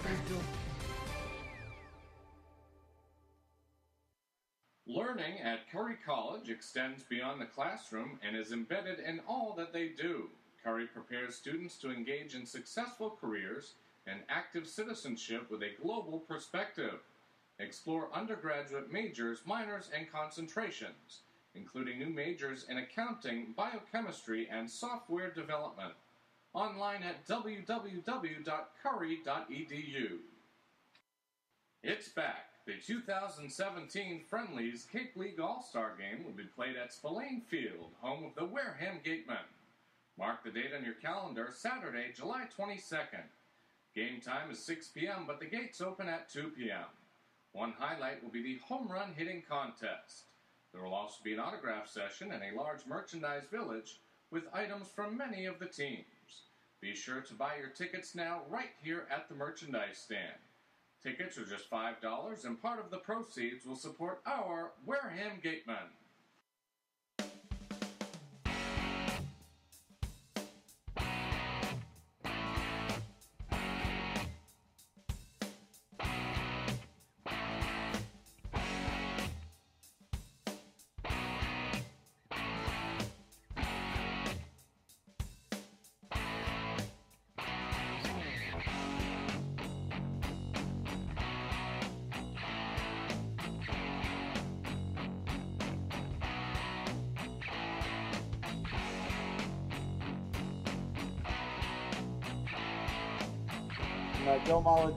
Gatemen have a 1-0 lead at Stony Brook Field over the Brewster Whitecaps. Jacob Toby with Sam Corman. Glad to bring you Wareham Gatemen Baseball here on the Gatemen Baseball Network. It'll be Robbie Metz Line to number lead it 9, off ladies and gentlemen. for Wareham, Third followed baseman by out the of top George of the order, Washington, Stephen you, Kwan Robbie and Metz. Tanner Dodson.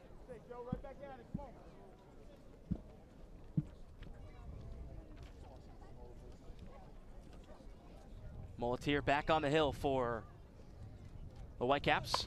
And Metz bunts it down the third base line. Coming in is Datris, throws over to first. It's not in time. Metz beats it out. On the first pitch he sees, he bunts it down that third base line for an infield single. Well, a perfectly placed bunt and perfect speed for Robbie Metz down the first base line. No shot for the third baseman, Datris, who played it perfectly with the bare hand. And Metz Here we go, folks. just Top of the flying batting order, down the wearing line. number 51 from Oregon State. Center fielder, Stephen Kwan. PA announcer likes to call him Steve. I'll have to ask him about that. Does he know something we don't know? Runner's going to go. It's Metz, and this one fouled off. Kwan takes a moment. Will walk off out of the batter's box. But Metz was going on the first pitch. Once again, right off his foot for Stephen Kwan. And why not if you're Robbie Metz? I mean, you just bunted for a base hit. You've seen the guys around you kind of running over Mickey Gasper, but he is a very good catcher. Mulletier from the stretch. Here comes the 0-1. No advancement from Metz. He takes ball 1. Kwan at the plate. Metz on first. 1-0 lead for Wareham in the top of the 5th. Already at the top of the 5th. That's pretty crazy. With the 2-minute commercials from Fox College Sports. 1-1, runner goes. This one swung and hit foul down the first baseline past first base coach Sean Callahan. Little hit and run action there. Yeah, Kwan keeps crashing Robbie Metz's party. Hitting foul balls when he's trying to steal bases, but the hit and run was on there, and Kwan just pulls it a little bit too much, maybe a little bit early on that fastball, so he'll adjust. Mulletier looks over at Metz. Now is ready to deal the 1-2 to Kwan. Breaking ball outside. The count now even, 2 balls and 2 strikes.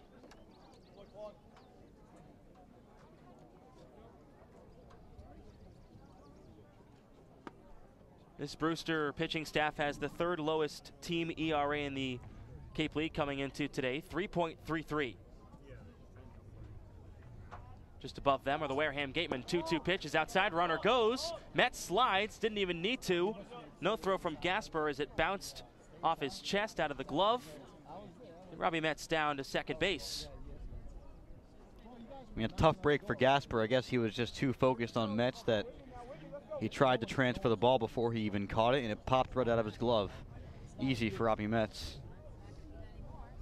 Now a full count to Kwan. He swings at it, sends it to the second baseman, takes a nasty hop on Malfetta, and rounding third, coming to score is Metz. Kwan will stay at first. That ball absolutely jumps up into Christian Malfetta. Didn't even expect it. Goes into right field, and Robbie Metz scores from second base. That gives the Wareham Gatemen a 2-0 lead. Yeah, I mean, there's really nothing you can do about that if you're Malfetta. That hop was wild. We've seen a few of those in that same area over towards Malfetta at second base. It's just rocky over there here at Stony Brook Field, and that hop bounced and came up at about neck level, and he really had no chance. We'll get the official scoring on that in a moment. Tanner Dodson, check swing. Now Kwan goes down to second base, and he makes it there safely. That will be ruled an error on the second baseman, Malfetta. And yeah, that pitch in the dirt, so Kwan picking the right pitch to run on. Obviously, that ball bounces on the plate. No shot for Mickey Gasper, who couldn't field it cleanly. The 1-0 taken for a strike. I mean, that was one of the nastier hops I've seen here on the Cape this season. Yeah, usually they're at Spillane Field with that gravel infield, but here at Stony Brook, that second base area, that second baseman's area, has been pretty wild. 1-1 is way outside on a fastball. Command being lost here from Joe Molitier. Well, it's pretty tough for him. A lot of crazy things going on around him, a lot of stolen bases behind him. His defense not helping him out that much. You know, 3 errors on the scoreboard, all by the second baseman, Malfetta. 2-1, chop foul by Dodson, straight back to the fence. 2 balls and 2 strikes. And I mean, 2 of them were because of those nasty hops over there at second, so not much that he can do about it.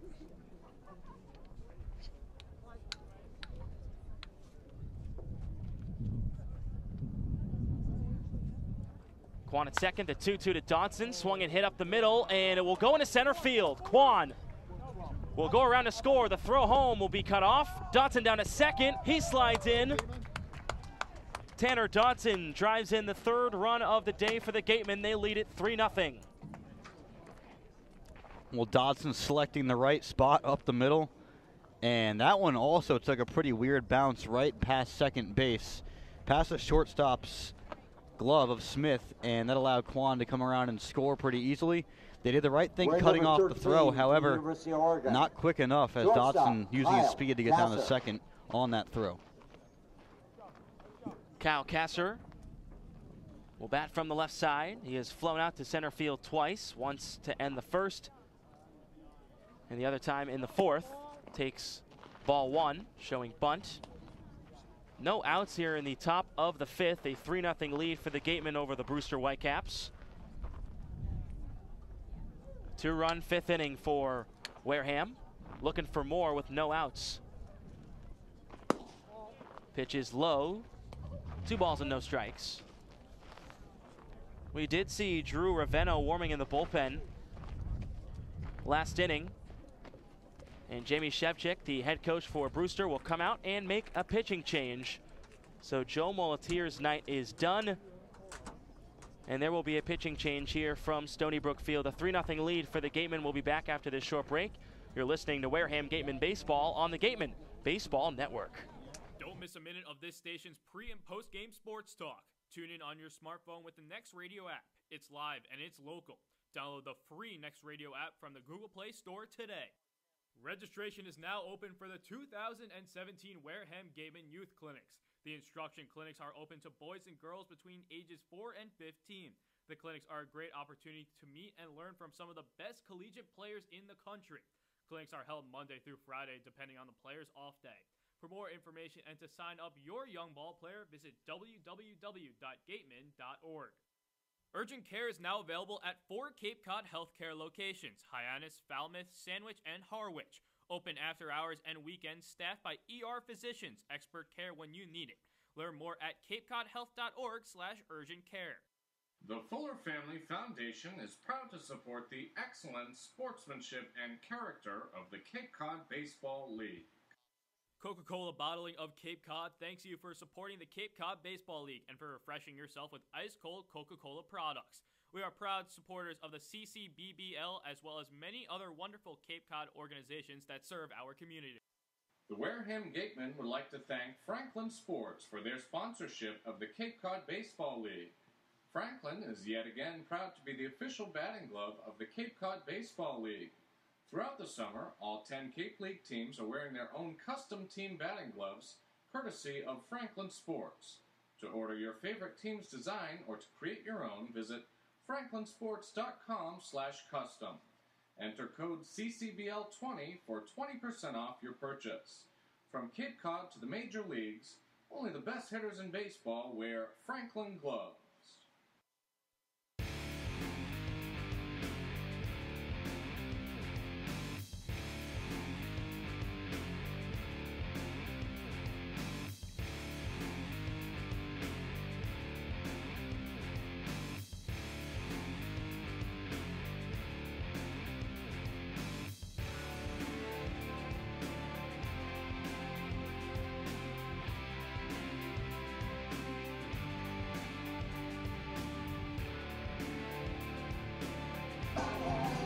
Major control issues for Joe Molitier. Goes 4 innings, 3 hits, 3 runs, 2 of them earned, 2 strikeouts, 3 walks. Drew Ravenno on the hill coming in for the Whitecaps.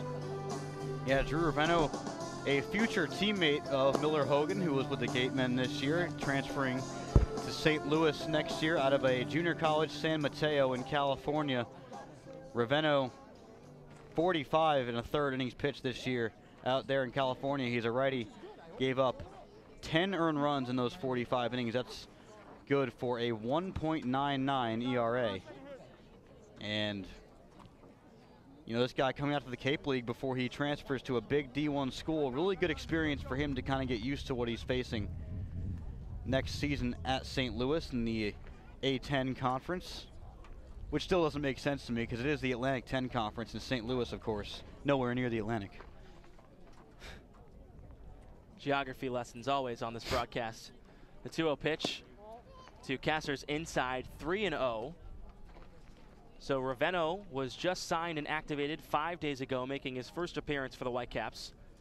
Comes in with a 2-0 count. That's got to be kind of tough. Yeah, interesting decision by Brewster. 3-0 taken for a strike.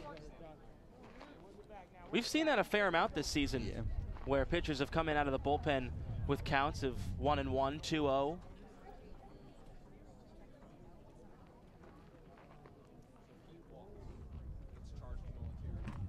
Three-0 game here in the top of the fifth, and Casser's going to go down to first with a walk. And that walk goes under the name of Mulletier because he started the at-bat, so that's his fourth walk. Wow. And, I mean, that's crazy for a guy who was lights out first 3 innings of the game, had his pitch count at about 30 through 3 innings, and came into the fourth, and it all just kind of fell apart for him in the fourth, and not much better in the fifth for Mulletier, who now has 2 more runners that belong to him, so he could end up leaving this game with 5 earned runs allowed. If, I mean, there's still nobody out in this inning. In the heart of the order, due up for the Gatemen still. William McIver, a cleanup hitter, walked and scored back in the fourth, takes strike 1. Tanner Dodson is the runner at second. Kyle Casser is the runner at first. Those 3 errors for the Whitecaps, all charged on the second baseman, Malfetta. Nightmare defensively for Malfetta. I mean, they weren't really his fault either. 0-1 becomes 0-2. Crowd likes it. Especially that last error. You know, it took a hop, that unheard of hop. It came up at about his neck. It must have hit the edge of the grass. I think it just hit a weird patch in the dirt because he was playing pretty far back into the dirt in the infield. 0-2 pitch, way up and in. Zips in the fastball. McIver leans out of the way. Drew Ravenno coming on in relief of the starter Joe Mulletier. 2 runners on, no outs, and a 3-0 lead for Wareham. Ravenno's 1-2. Hit to the second baseman Smith. They'll flip to second for 1 to first.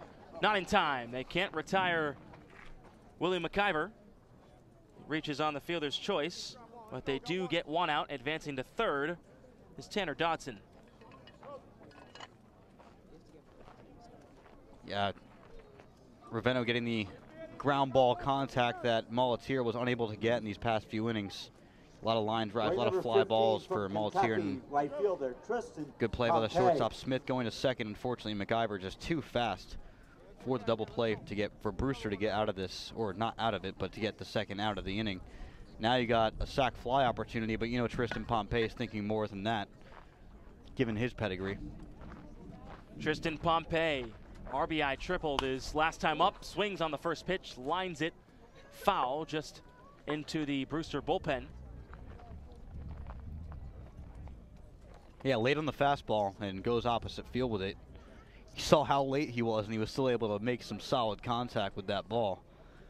Just a little bit earlier, and he had a nice opposite field extra base hit down the line. Down that third base line, there's no fence, and there are a lot of stands out there, so you have to be on your toes if you're sitting down the third base line here at Stony Brook Field. We are down the first base line. It makes for a cool atmosphere, though. 0-1, in for a strike, 0-2. Would you rather be safe or sit in a cool atmosphere? I'd rather sit in the cool atmosphere, and undoubtedly. I don't care about safety. I don't think I'm going to get hit with I don't think I would get hit with a foul ball at a baseball game. Oh, you're special? I think I would just, you know, be aware and get out of the way if necessary. It's cool that you get to just not be fenced in. 0-2, a breaking ball in the dirt. 1 ball and 2 strikes. Runners at the corners. Dotson at third, he RBI doubled. William McIver at first reaches on a fielder's choice. Like to live on the edge, Jacob. I'll take the fence. Raveno's 1-2. Strike 3 called. Runner goes down to second. It's McIver. He's safe. Runner comes home. It's Dotson. The tag is not in time. Tanner Dotson comes home. And the Gatemen score another. It's 4-0.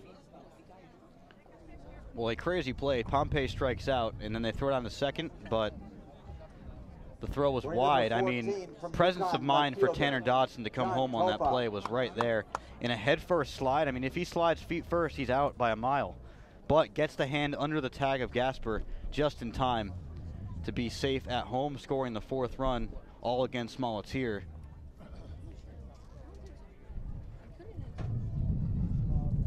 John Topa with 2 outs.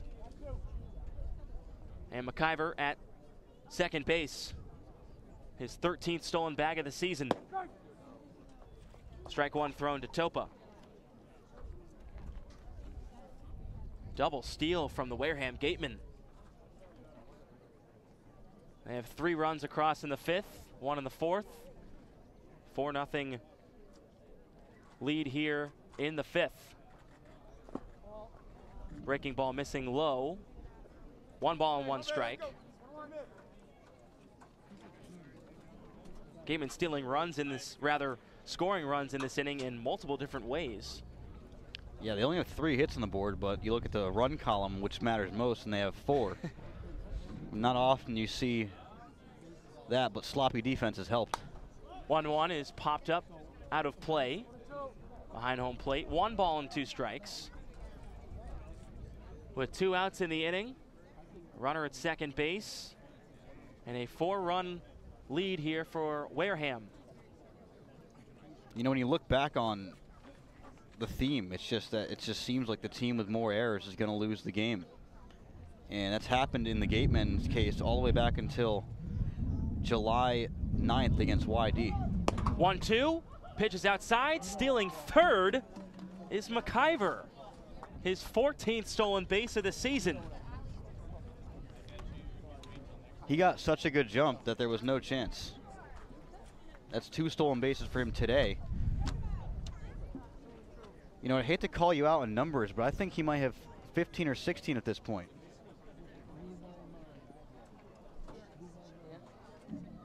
Two pitch. Call strike 3. Topa goes down looking. Back-to-back strikeouts from Raveno.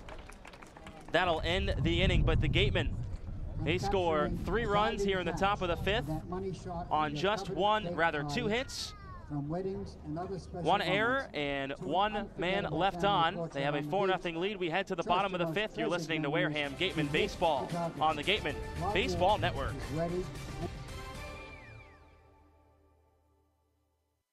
Coca-Cola Bottling of Cape Cod thanks you for supporting the Cape Cod Baseball League and for refreshing yourself with ice-cold Coca-Cola products. We are proud supporters of the CCBBL as well as many other wonderful Cape Cod organizations that serve our community. The Wareham Gatemen would like to thank Mr. Brian Clue and SmartGo Services LLC located in Taunton, Massachusetts for being the official sponsors of the Gatemen Player Development Program. The Player Development Program aims to improve both the players' and interns' skills and prepares them for a career in professional baseball. Again, a sincere thank you to Mr. Brian Clue and SmartGo Services. Visit Stars Restaurant at Chatham Bars Inn Resort and Spa for a world-class dining experience, a proud member of leading hotels of the world.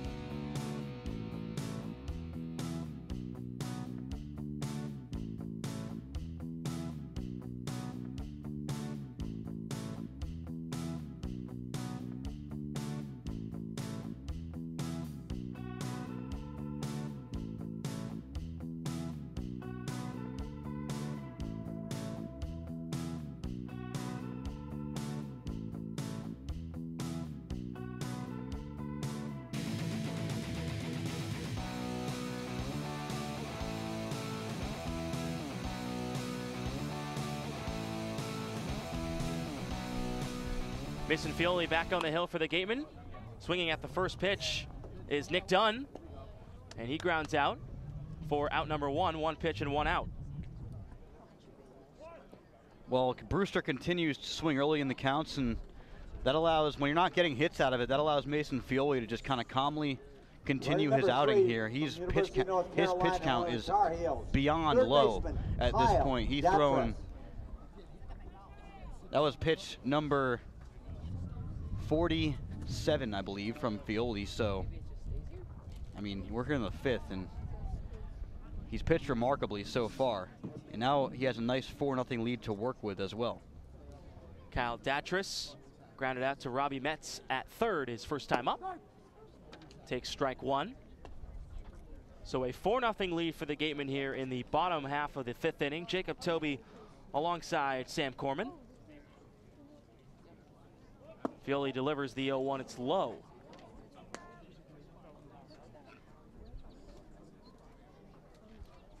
Three errors in the ball game for Brewster, all on their second baseman, Christian Malfetta. The high leg kick from Fioli delivers a ball, 2-1.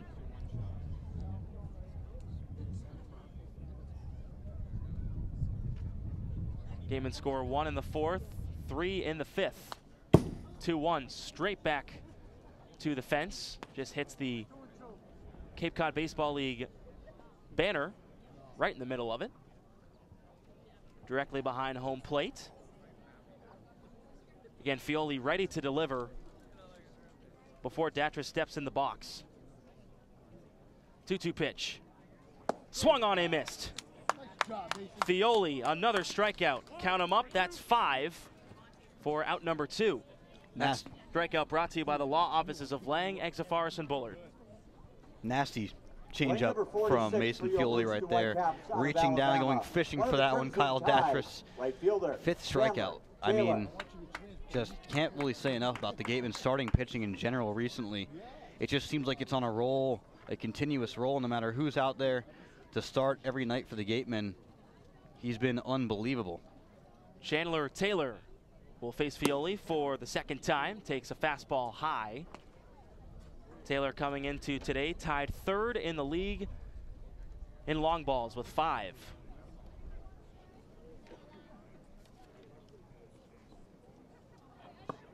Swings at the 1-0 and misses.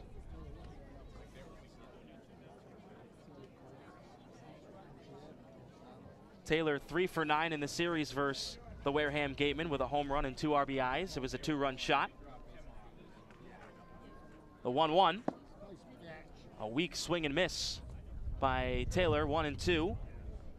Taylor hitting 154 versus lefties this season,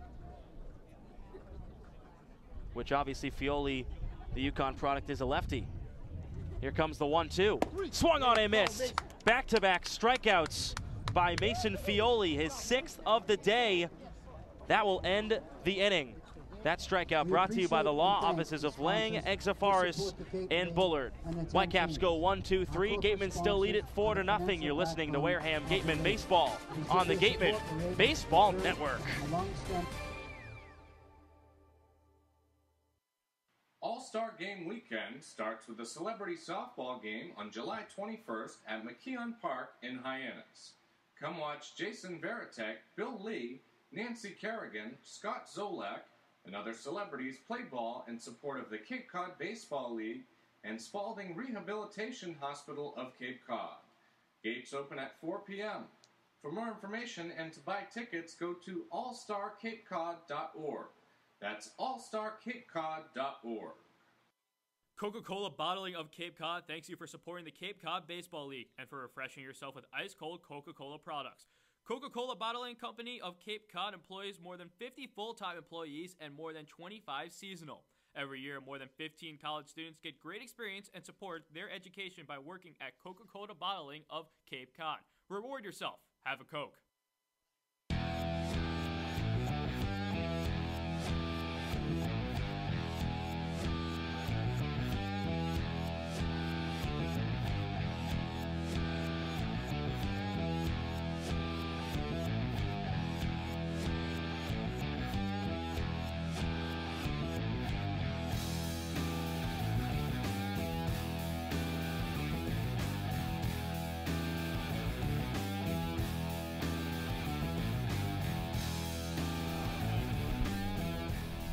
Jaron Duran will lead it off for the Wareham Gatemen as they have a 4-0 lead over the Whitecaps.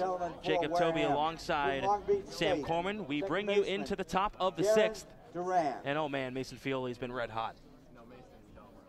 Yeah, I mean, can't really say enough about the guy.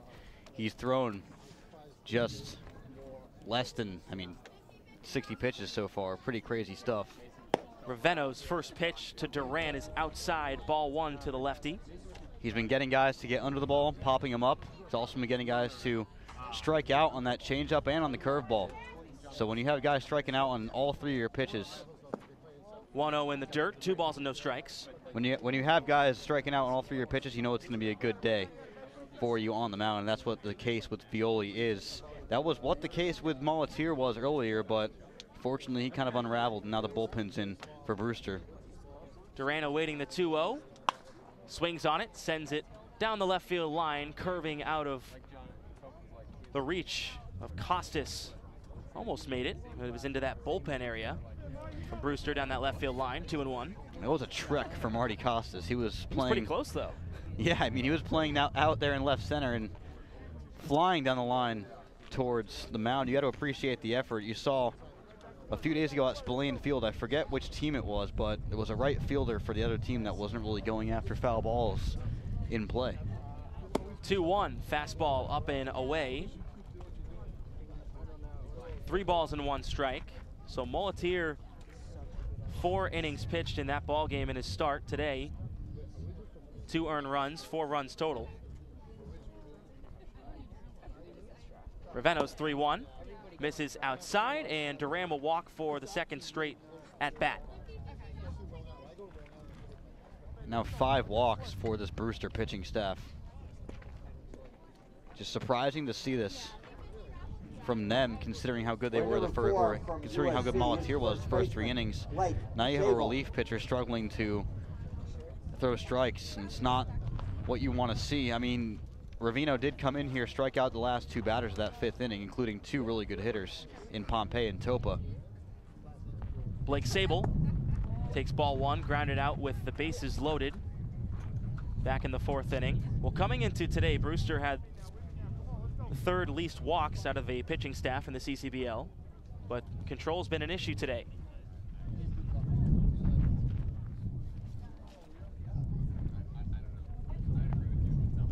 Raveno looks on for the signs from Gasper. Throws a strike, runner goes down to 2nd. The throw is in time. Duran is caught stealing for out number 1.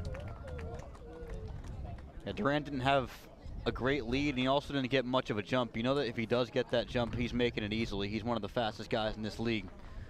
But a really good throw from Gasper as well, right on the money. I think Gasper noticed that Duran didn't get a good jump and was able to take his time behind home plate and locate that throw perfectly to the second baseman's side of the bag. Raveno winds, kicks, and deals. The 1-1 to Sable. It's 1 ball and 2 strikes with 1 out. Just tuning in, top of the 6th. The Gatemen lead the Whitecaps 4-0. Here comes the 1-2 from Raveno. Is sent foul to the left. Gatemen Baseball Network would like to remind you that you can contact us anytime by emailing pressbox@gatemen.org. Please feel free to send us your questions or comments, and we'll make sure to address them as soon as possible. Also, make sure you follow the Gatemen 24/7 on Twitter, Instagram, Facebook, YouTube, and SoundCloud. 1-2 to Sable. Outside on a fastball.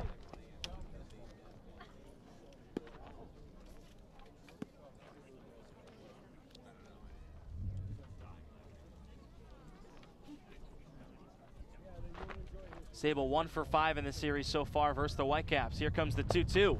Make that 1 for 6. He strikes out swinging for out number 2. Blake Sable's been struggling. His last hit came against Bourne on July 5th.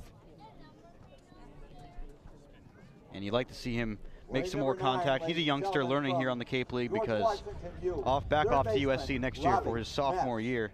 And you know, he was one of the top recruited catchers out of high school.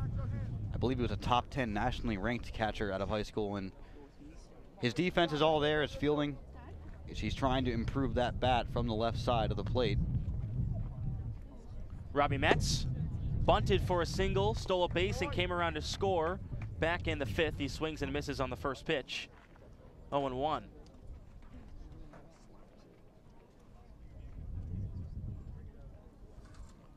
Raveno's 0-1, fouled straight back. Metz 1 for 2 on the day.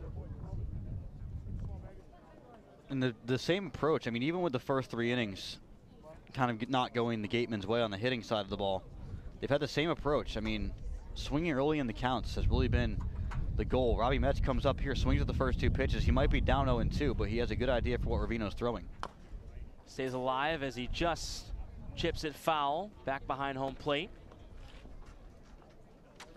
And back to that Duran stolen base attempt, he might have been caught, but when you have guys swiping bases left and right, you know, you have that luxury. And also when you're up 4-0, of course, but you have that luxury to steal as many bases as you really want if you're a team like the Gatemen who lead the league. Raveno's 0-2. Breaking ball hung, hit out to center field. Going back is Walker. Makes the catch, retires Metz to end the inning. No runs, no hits, no errors, and no men left on. The Gatemen still lead it 4-0. We will now send it to our Connor Federico with a CCBL score update. What's going on, buddy?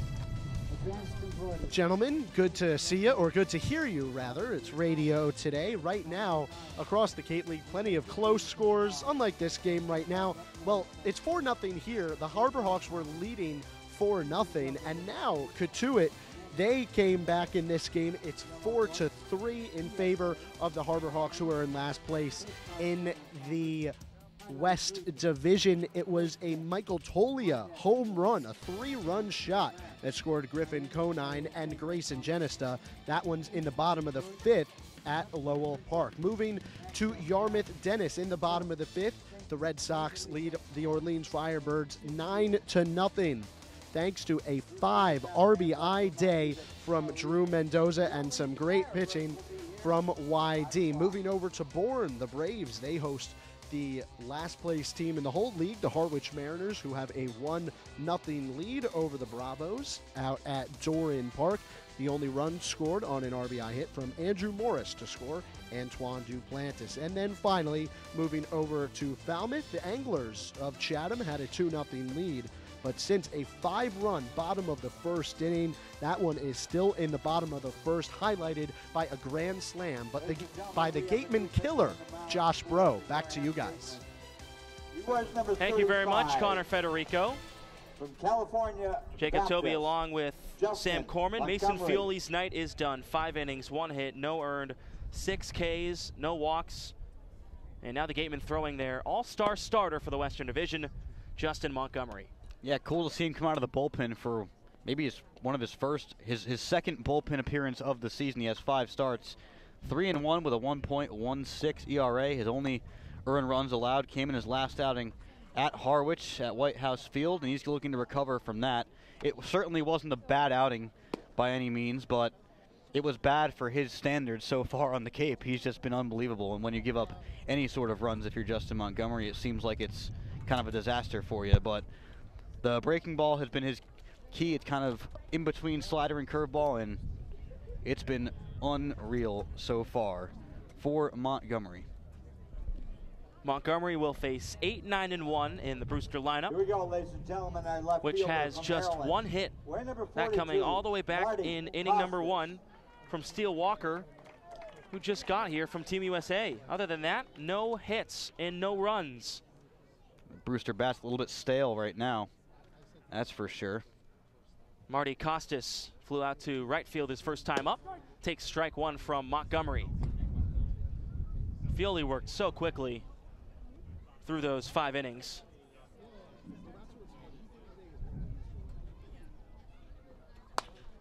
Oh, 1 swung and hit down the first baseline foul. Montgomery works very quickly too. Yeah, I mean, Fioli was, pitch after pitch after pitch, and they were working. They were all working for him, and when you have that going for you and you're kind of throwing hitters off with how fast you're working, it's a really nice luxury to have as a pitcher, and Montgomery can do the same. 0-2. Can I help you, sir? No thanks, just looking. Montgomery comes in and strikes out Costas, 1 gone. That strikeout brought to you by the law offices of Lang, Exa Forest, and Bullard. Montgomery coming in here doing what he does best, striking out the first batter he sees. 3 consecutive strikeouts for the Gatemen pitching staff, dating back to the 5th inning again with Fioli. And how nice is it to have Montgomery coming out of the bullpen, relieving that kind of starting effort from Fioli. Malfetta takes strike 1. He is 0 for 2, rather 0 for 1 today, flew out to right field.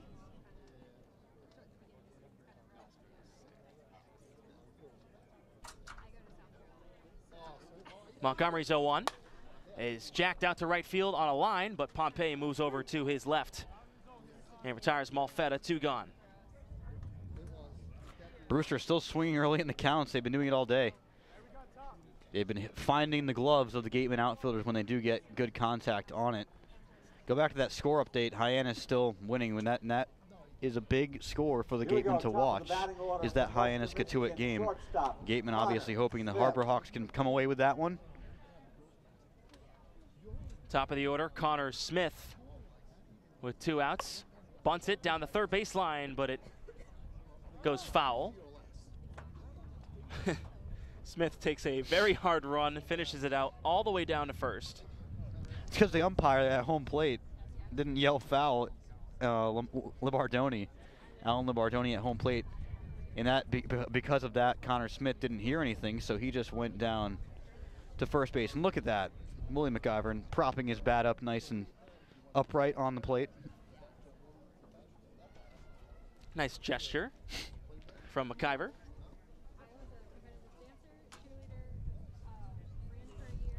Smith out of Western Michigan. 0-1 from Montgomery's outside. 1 ball and 1 strike with 2 outs in the bottom of the 6th. Here at Stony Brook Field, the 4-0 lead for Wareham. One skips to the backstop for ball 2. Western Michigan, the Broncos. They had an unbelievable football team this year. Undefeated in the regular season. Montgomery's 2-1.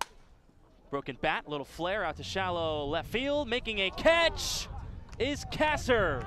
Backtracking and making the grab to retire Smith and also retire the side.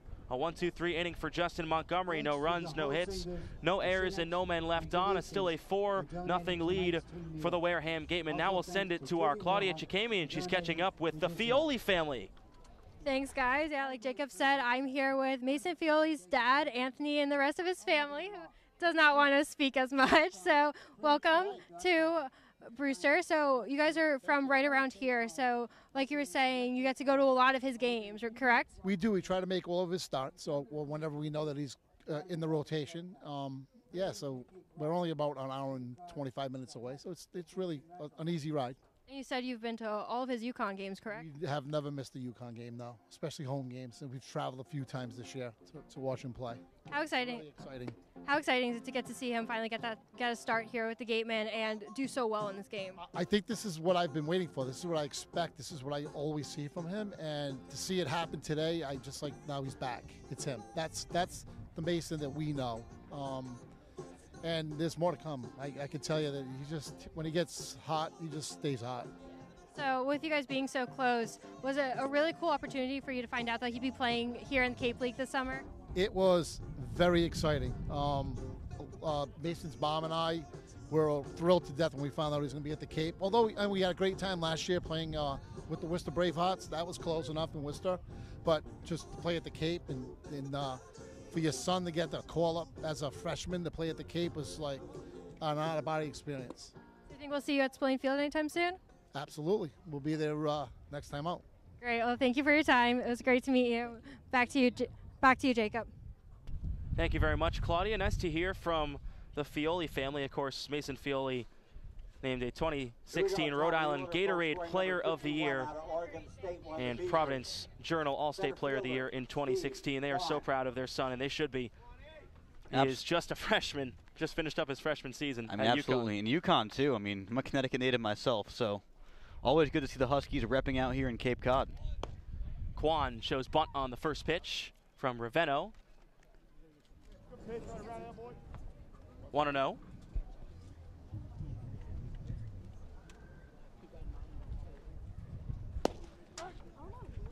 1 ball and 1 strike. Do you think a 5-inning, 1 hit, no run, 6 strikeout performance gets you a nice dinner after this? What are they serving here, though? I'm saying from his parents.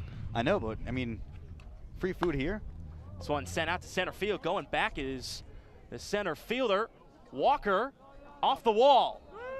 Kwan thought about 3 for a moment. Will stay at second with a stand-up double. And he's on for the 2nd time today. We were busy talking about dinner, and Stephen Kwan's flying balls over the center fielder's head.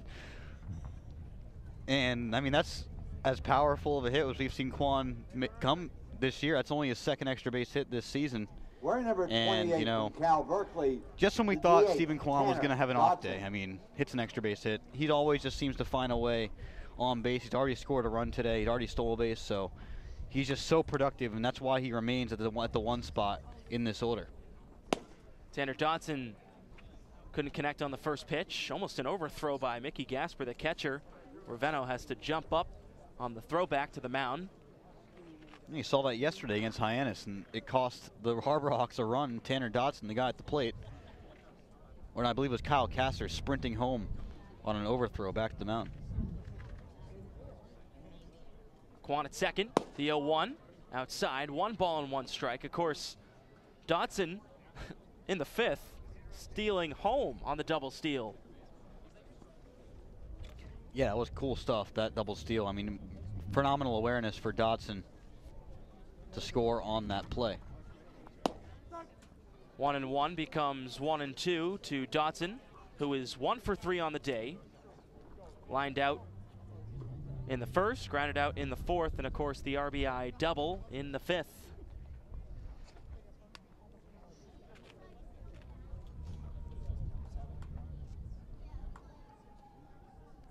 Here comes the 1-2 from Ravenno. It's outside. 2 balls and 2 strikes. Ravenno on for his 3rd inning of work. Yeah, he's been pretty good since coming in. He struck out 3 batters already today. And that's got to be comforting for a guy who coming out of a junior college, making his first appearance of the year and heading off to STL this fall. Ravenno's 2-2. Blown right by Dodson. He strikes out for the first out of the 7th inning. 4 strikeouts now for Ravenno. 2 more than Molitier had in 4 innings.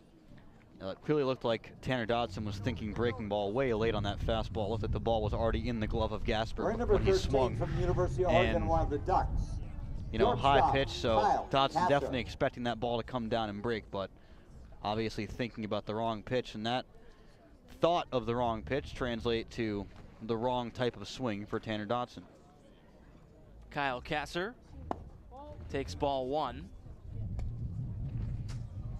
Stephen Kwan, the runner at second base. 1 out in the top of the 7th, a 4-0 lead. The Gatemen over the Brewster Whitecaps.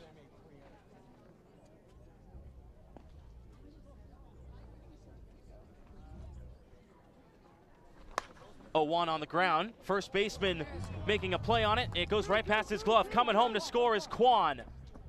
And the Gatemen get their 5th run of the day by way of Kyle Kasser. 5-0. Well, that's all it takes with Stephen Kwan on second is a little bit of a single through the right side, and he does just that. Kasser so good at finding holes in the infield, kind of like Kwan, kind of like John Topa. Kasser, that was hit number 25 for him this year. He's had a very productive season. They got him an all-star selection. Catcher, he continues to be really effective. I think the top of this Gatemen order has really settled in, and it's really been so effective recently. Kwan, Dodson, McIver, and Kasser, top 4. Ball 1 to Willie McIver, who reached on a fielder's choice, then stole 2 bags. The powerful Pac-12 at the top of the order, the first 4 batters. McIver now 15 stolen bases on the season, first in the CCBL.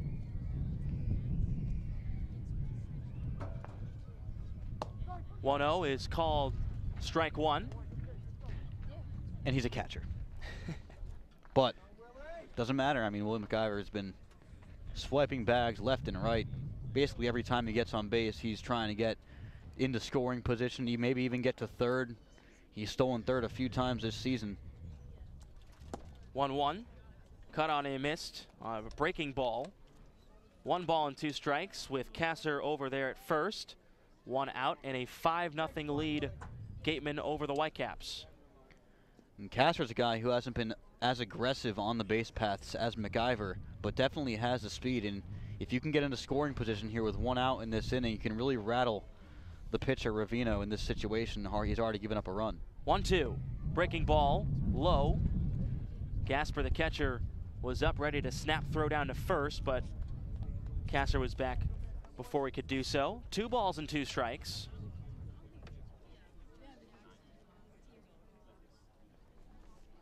Shadows starting to overtake the infield. The left side almost covered up here at Stony Brook Field.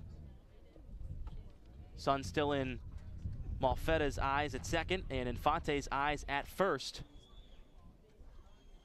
2-2 to McIver. Is foul back.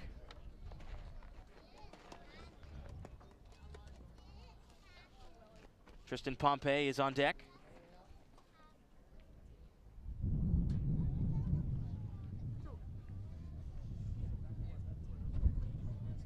Now McIver awaits the 2-2 count.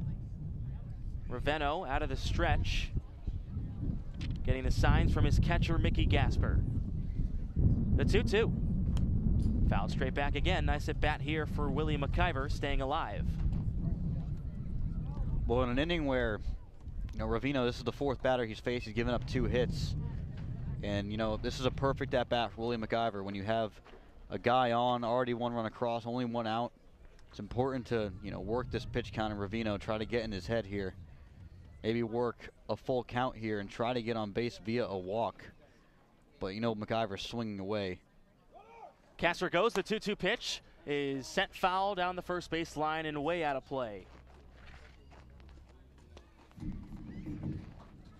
Well, a hit and run certainly on there for McIver. And Kasser well on his way to second base.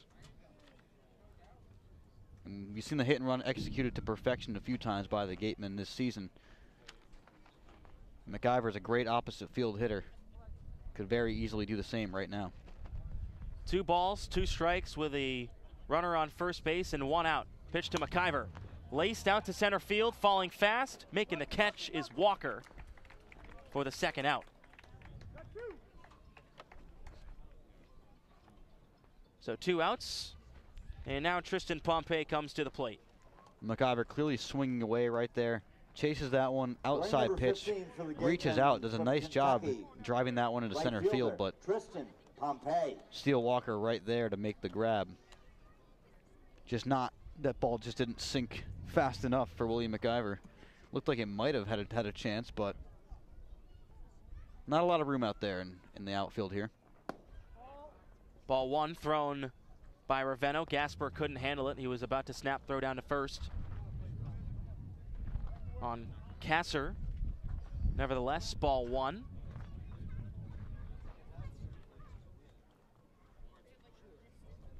Two outs in the inning. Top of the 7th, a 5-0 lead for the Gatemen. And Pompey chops this one off his left foot in the box. He'll walk it off for a moment.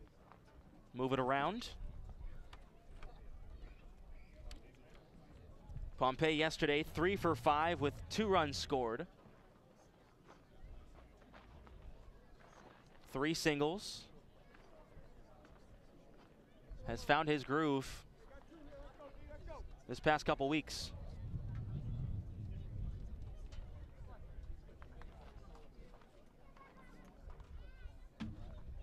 One ball and 1 strike. Kasser's going to go before the pitch is even thrown. It's a strike. No throw from Gasper, and Kasser is down to second easily. What a jump for Kyle Kasser. Or, Ravino had a chance to maybe step off and pick him off between first and second. No doubt. But Kasser gets away with it. Sneaky, using that stealthy running ability, I guess. Not making a lot of noise behind him. That was pretty quiet. Raveno's 1-2 to Pompey. There's a fastball missing 2 balls and 2 strikes. Well, Ravino just missed his future teammate, Miller Hogan. They could have met early because Ravino, obviously transferring to St. Louis next year, has not played there yet. But unfortunately, Miller Hogan not here anymore. 2-2 pitch. Pompey out to right, and it falls right in front of Taylor. Rounding third, coming to score is Kasser. RBI single for Tristan Pompey, and it's 6-0 Gatemen. How about 2 more RBIs on the day for Tristan Pompey to add to his total? I mean, he's just really heated up recently, and now we're seeing the Tristan Pompey that led the SEC in multiple categories. And we're now seeing the Tristan Pompey that, you know, not only can hit home runs, but can really score runs and drive in runs on singles. He's a pull hitter, and you've seen it twice today. They check over on Pompey at first. He dives back safely. John Topa now stepping in. Is 0 for 2 on the day. Struck out in the second. Walked in the fourth. Struck out to end the fifth. Pops this one up on the first pitch he sees. Right to the first baseman, Infante. Makes the play to end the inning. The Gatemen get 2 more runs on 3 hits. No errors, 1 man left on. They now lead this game 6-0. We are off to the 7th inning stretch presented by Eastern Propane and Oil. Proud to sponsor the Gatemen with locations on and off the Cape. You're listening to Wareham Gatemen Baseball on the Gatemen Baseball Network. The Wareham Gatemen and the visiting team, the Cape Cod Baseball League, and the NCAA promote good sportsmanship by student athletes, coaches, and spectators. We request your cooperation and positive support of the participants and officials. Profanity, racial or sexist comments, or other intimidating actions directed at officials, student athletes, coaches, or team representatives will not be tolerated and are grounds for removal from this ballpark. Want to hear more about today's game, players, and breaking sports updates? Then download the free Next Radio app from the Google Play Store and tune to this station. It's live. It's local FM radio wherever you go. The Next Radio app. Get it today. Visit Stars Restaurant at Chatham Bars Inn Resort and Spa for a world-class dining experience. A proud member of leading hotels of the world.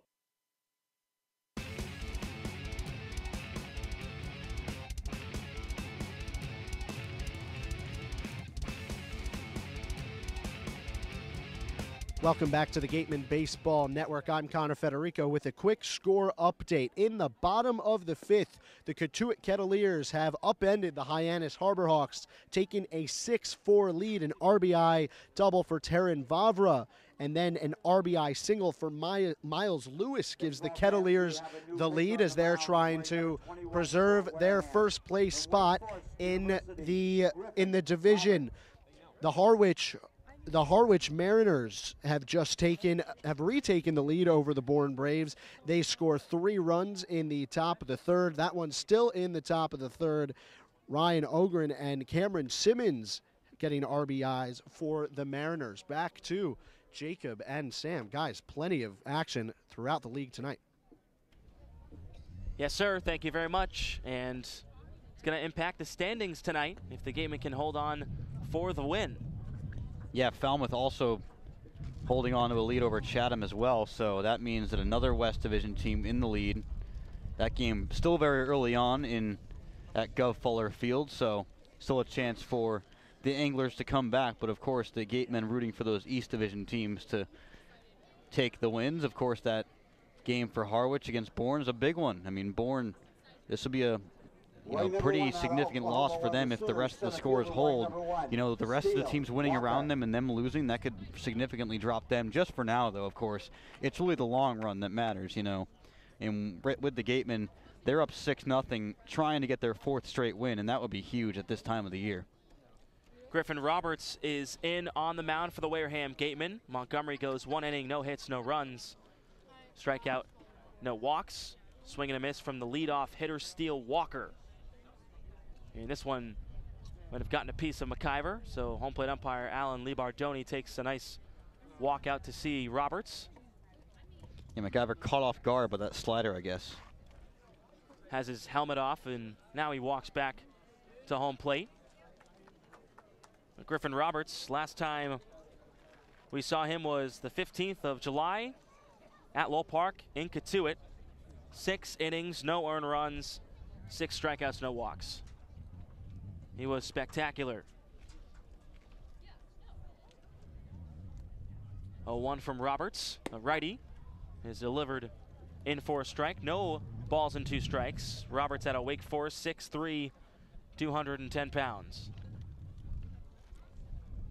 A lot of righties in this lineup as well for the Brewster Whitecaps, playing their lineup against a lefty starter, and that plays really well for Griffin Roberts. 0-2, blown right by Walker for out number 1. So the first strikeout for Griffin Roberts comes here in the top, and rather in the bottom of the 7th. That strikeout brought to you by the law offices of Lang, Exafaris, and Bullard.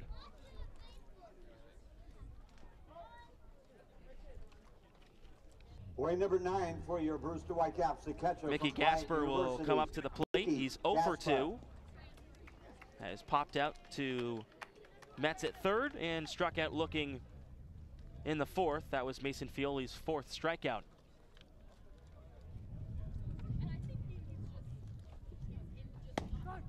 Strike 1 taken from Gasper.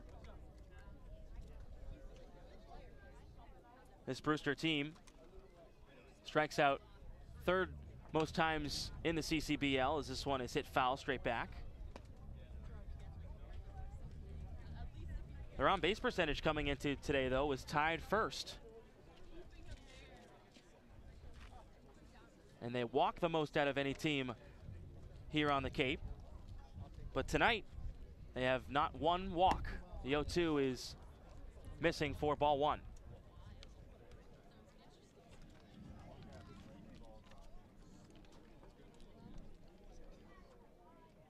Roberts looks on, gets the signs from McIver. Here comes his 1-2 pitch to Gasper. It's called strike 3. Nasty stuff from Roberts. Back-to-back Ks, 2 outs here in the 7th. That strikeout brought to you by the law offices of Lang, Exafaris, and Bullard once more. Yes, once more for sure. That slider, back door on Mickey Gasper. He just stared it down, thought it was way outside, and boom, outside corner it comes, and it's just unbelievable. Boom. Watching that stuff. There goes the dynamite. Literally, I mean, he just seems to mow down hitters every time he comes out here. Griffin Roberts. Julian Infante will have his first at bat versus Roberts tonight. Takes strike 1. Roberts, another guy who works very quickly in this Gatemen pitching staff. And when you have the stuff that he does, why not? I mean, you know it's going to be this. You know it's not going to affect your pitching, and when you have that kind of pitching that's able to just blow by guys, fastball or slider. 0-1, breaking ball, swung on and missed. No balls and 2 strikes. McIver, as soon as Infante swung and missed, was nodding his head in agreement with Roberts. Bottom of the 7th, a 6-0 lead for the Wareham Gatemen. 2 outs. No balls and 2 strikes to Julian Infante. Here comes the 0-2. Blown right by Infante. Roberts strikes out the side, and that'll do it for the 7th. That strikeout brought to you by the law offices of Lang, Exafaris, and Bullard. They are cooking tonight.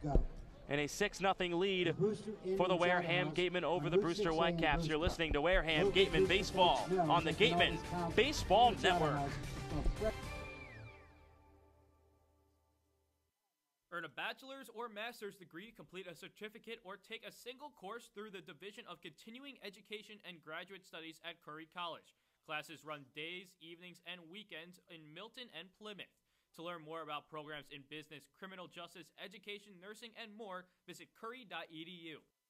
The Wareham Gatemen would like to thank Franklin Sports for their sponsorship of the Cape Cod Baseball League. Franklin is yet again proud to be the official batting glove of the Cape Cod Baseball League. Throughout the summer, all 10 Cape League teams are wearing their own custom team batting gloves, courtesy of Franklin Sports. To order your favorite team's design or to create your own, visit franklinsports.com/custom. Enter code CCBL20 for 20% off your purchase. From Cape Cod to the major leagues, only the best hitters in baseball wear Franklin gloves.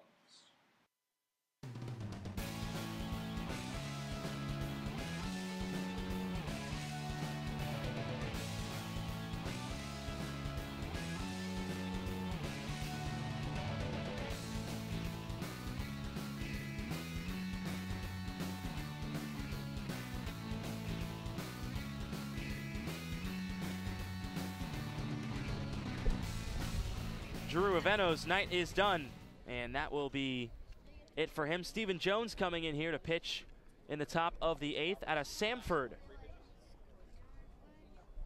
Jones so far here on the Cape, Wearing 2 appearances. 10 from Long Beach State, second baseman. No starts. Duran. Well, Roberts threw 1 ball in that inning, and I forgot. I don't even. Did the bottom of the 7th even happen? I mean, it was just. It was here and gone. Wild stuff from the Gatemen pitchers today. I mean, when you have Fioli, Montgomery, and Roberts back to back to back, you expect this kind of outing. But I mean, you wouldn't expect that kind of inning from. I mean, that inning was ridiculous from Griffin Roberts. And the fastball looked like it had some serious heat on it. And I mean, the righties just sent the lefties have a little bit of a chance against Griffin Roberts. It just seems like the righties had absolutely no chance. Duran swings at the first pitch, sends it foul, 0-1. Justin Coons is the new catcher in for Mickey Gasper. Coons from Gardner-Webb University.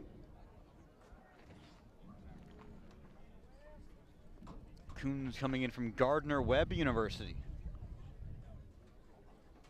located in Charlotte, North Carolina. Jones is 0-1. Out to shallow left center field and in for a base hit. Jaron Duran on for the 3rd time today. He's walked twice and now has a single.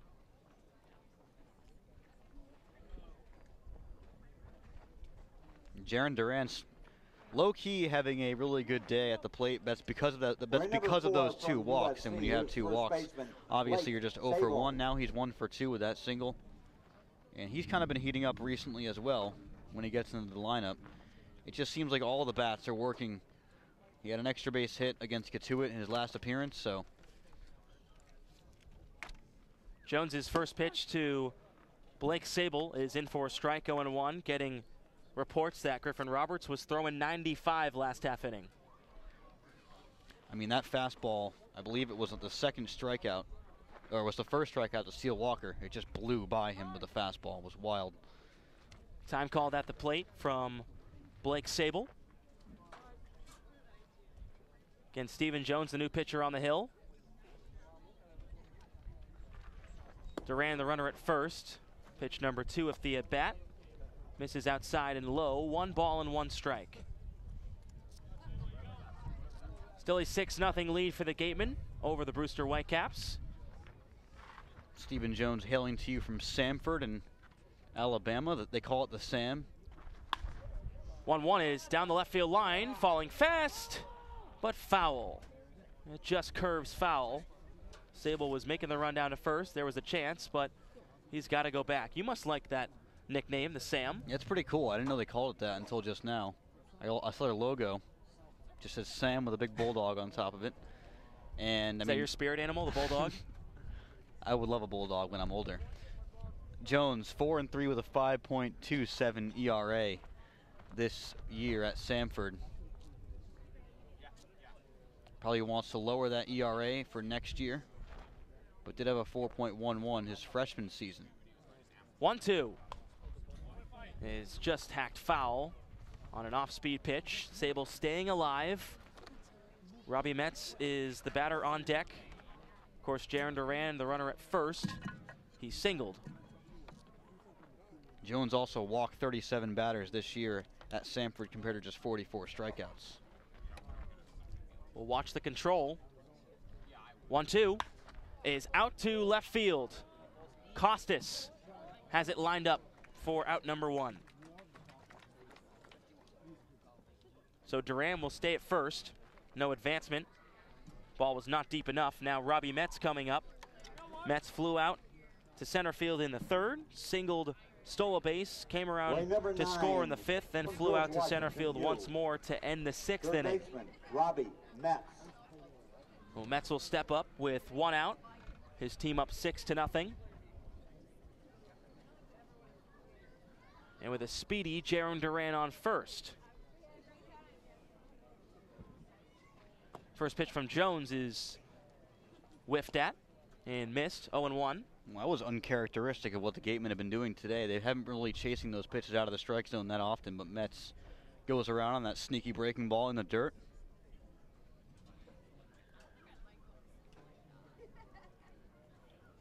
No balls and 1 strike to Metz. Here comes the pitch. Fastball just missing. Gatemen get 1 run in the 4th, 3 runs in the 5th, and 2 in the 7th. 6-0 ball game right now at Stony Brook Field. Check over on Duran at first. The throw is high over to Infante. Diving back safely was Jaron Duran.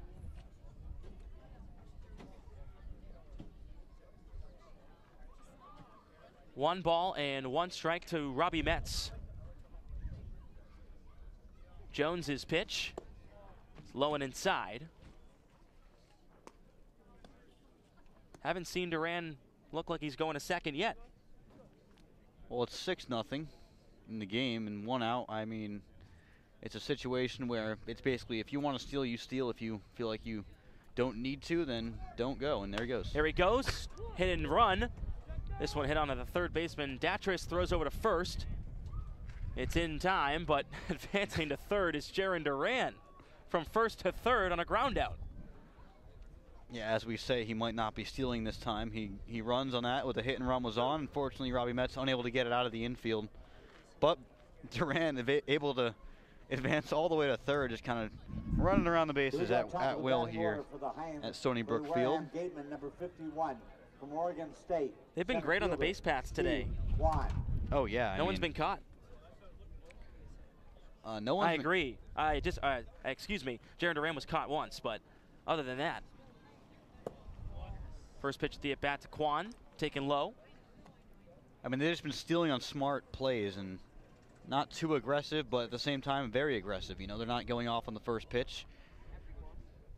They're waiting for certain counts, and it's working so far. 1-0 taken for a strike. Quan doubled and scored in the 7th. 1 of 2 runs he has scored today. Reached on the error by the second baseman Malfetta back in the 5th. Stole a base and scored as well. 1-1 to Quan is low.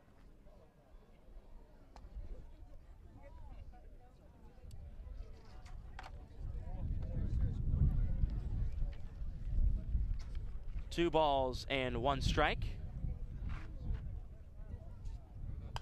This one hit foul to the screen, just off to the left of home plate.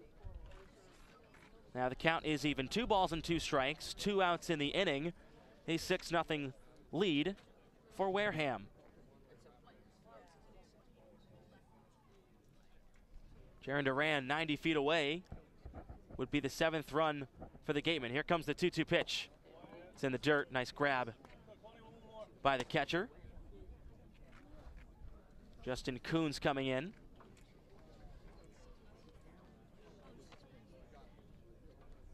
Coons relieving Mickey Gasper of his duties behind the plate. Interesting choice as well, because now you have another righty in the lineup as opposed to Gasper, who'd be hitting lefty against Griffin Roberts. 3-2, popped up out to shallow left field. Coming over is the shortstop, Connor Smith. Puts it away to end the inning. The Gatemen get no runs on 1 hit, no errors, and 1 man left on. We head to the bottom of the 8th. Wareham 6, Brewster nothing. You're listening to Wareham Gatemen Baseball on the Gatemen Baseball Network. Did you know that Baseball Factory has partnered with the Cape League for the past 17 seasons? Baseball Factory is your resource for top-notch baseball training. With over 600 events nationwide for players age 8 to 18 and over 100,000 college success stories, you too can build your way to greatness with Baseball Factory. Visit baseballfactory.com to learn more. It's back. The 2017 Friendlies Cape League All-Star Game will be played at Spillane Field, home of the Wareham Gatemen. Mark the date on your calendar, Saturday, July 22nd. Game time is 6 p.m., but the gates open at 2 p.m. One highlight will be the home run hitting contest. There will also be an autograph session and a large merchandise village with items from many of the teams. Be sure to buy your tickets now right here at the merchandise stand. Tickets are just $5, and part of the proceeds will support our Wareham Gatemen.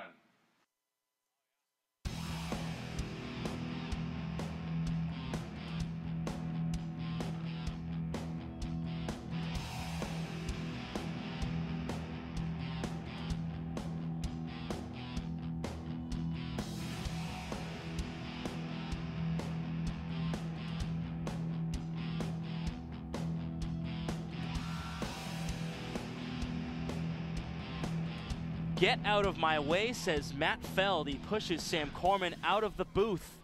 Our beat writer joining me here on the broadcast. What's going on? This isn't much of a booth. We say the booth. People don't know. They're That's true. Listening. They're That's not true. watching. Now they know. Now they know. You've broken the secret. Yeah. Covers blown. Nick Dunn coming up for the Brewster Whitecaps. A 6-0 lead for the Gatemen. They have just been spectacular today. Yeah, trying to go back to 500, as we said, for the first time since they were 2-2, and still 6 outs to go. But it's definitely been so far a nice evening and late afternoon, if you will, for the Gatemen.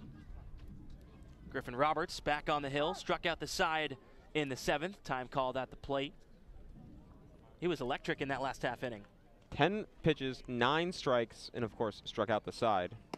First pitch at the at-bat, taken for a ball from Nick Dunn, who is 0 for 2, struck out looking in the 2nd, grounded out to the third baseman Metz.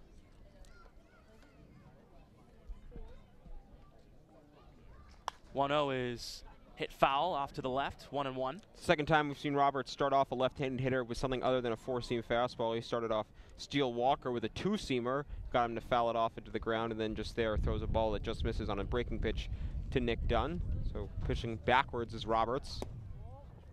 Inside to Dunn, 2-1 as he scoots out the way.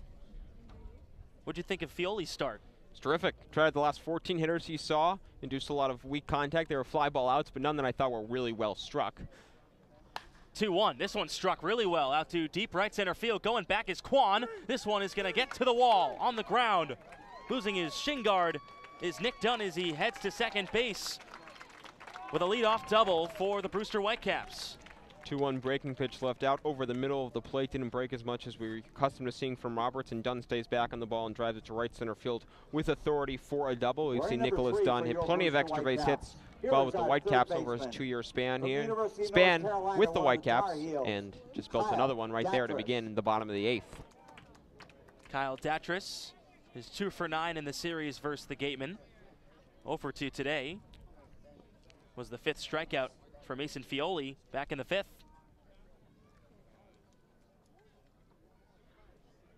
First pitch at the at-bat taken for strike 1. Going back to Fioli, probably easily his best outing of the season. Yeah, and you expect he's going to probably have to slide into either Miller Hogan or Joey Matulovich's spot in the rotation when the rotation resets after the Fenway workout on Monday to go along with Montgomery and Roberts. 0-1 from Roberts is swung on and missed, quickly down 0-2. So he's going to have to be huge going forward, and today a great first step for the left-hander out of UConn. So young, too. Just finished up his freshman season at UConn. He's got a lot to build on, a lot of promise.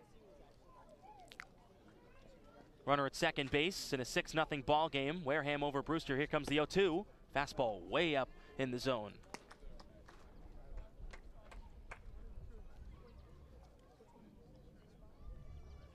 Well, you were telling us how Roberts threw 95 that last inning. Yeah, I mean, he's someone who back at school touched 94, 95, and this year 91, 92 as he tries to keep his velocity consistent over his 5-6 innings. 1-2, there's the breaking ball that Feld talked about.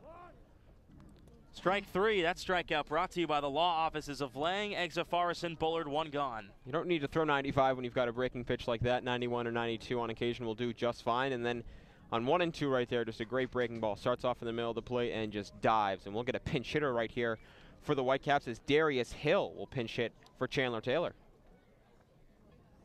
Darius Hill coming in for the right fielder, and now Willie McIver will go out to talk to Roberts. Hill out of West Virginia, Darius Hill, more specifically from Dallas, Texas, hitting 200 on the season, 10 hits and 50 at-bats, 4 doubles, 8 RBIs, 3 walks, 8 strikeouts, grounded into 4 double plays. Surprising they would take out Taylor, the slugger. 1 double play. First pitch swinging, sends a foul.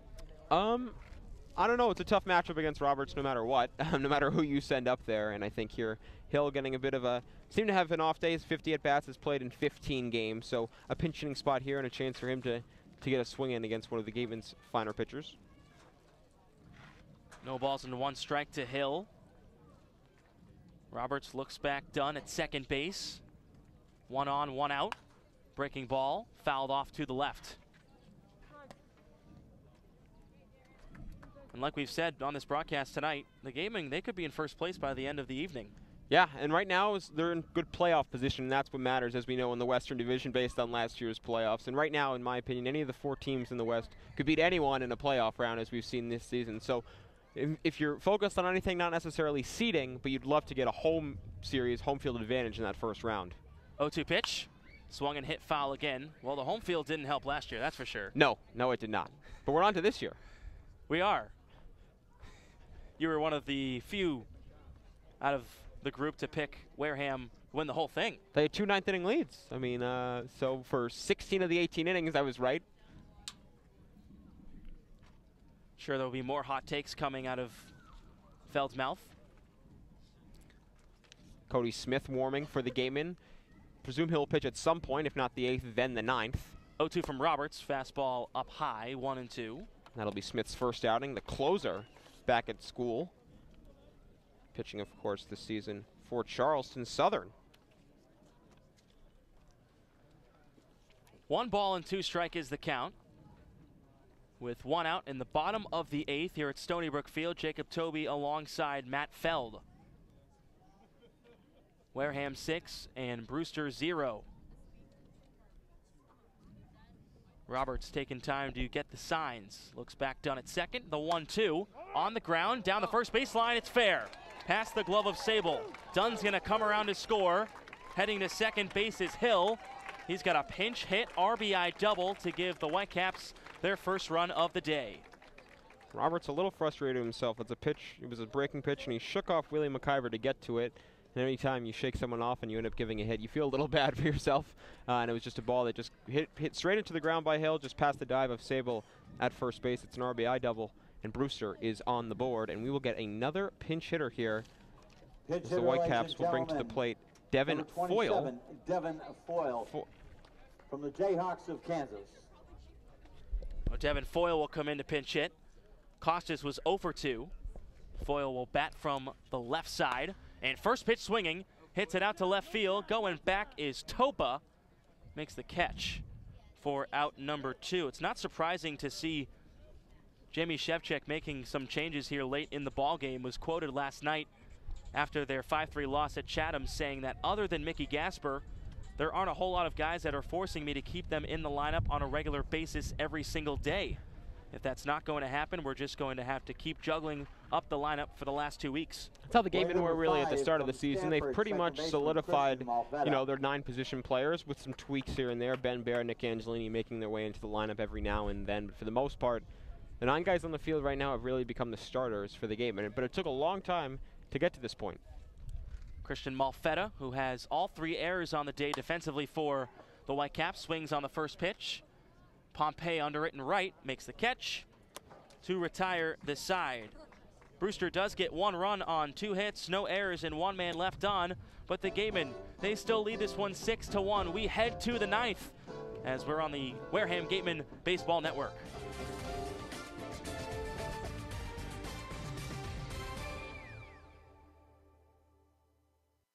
Registration is now open for the 2017 Wareham Gatemen High School Clinics. These programs are run by the Gatemen coaching staff with a focus on exposing high school area players to the college game. To sign up for either the hitting, pitching, or catching camps, visit www.gatemen.org for more information. The 99 Restaurants has 9 real-size entrees for only $9.99. They're big, hearty portions you can count on all day, every day. Like their hand-breaded crispy fish tacos with cilantro lime rice. The 99 Restaurants, proud sponsor of the Cape Cod Baseball League. Coca-Cola Bottling of Cape Cod thanks you for supporting the Cape Cod Baseball League and for refreshing yourself with ice-cold Coca-Cola products. Coca-Cola Bottling Company of Cape Cod employs more than 50 full-time employees and more than 25 seasonal.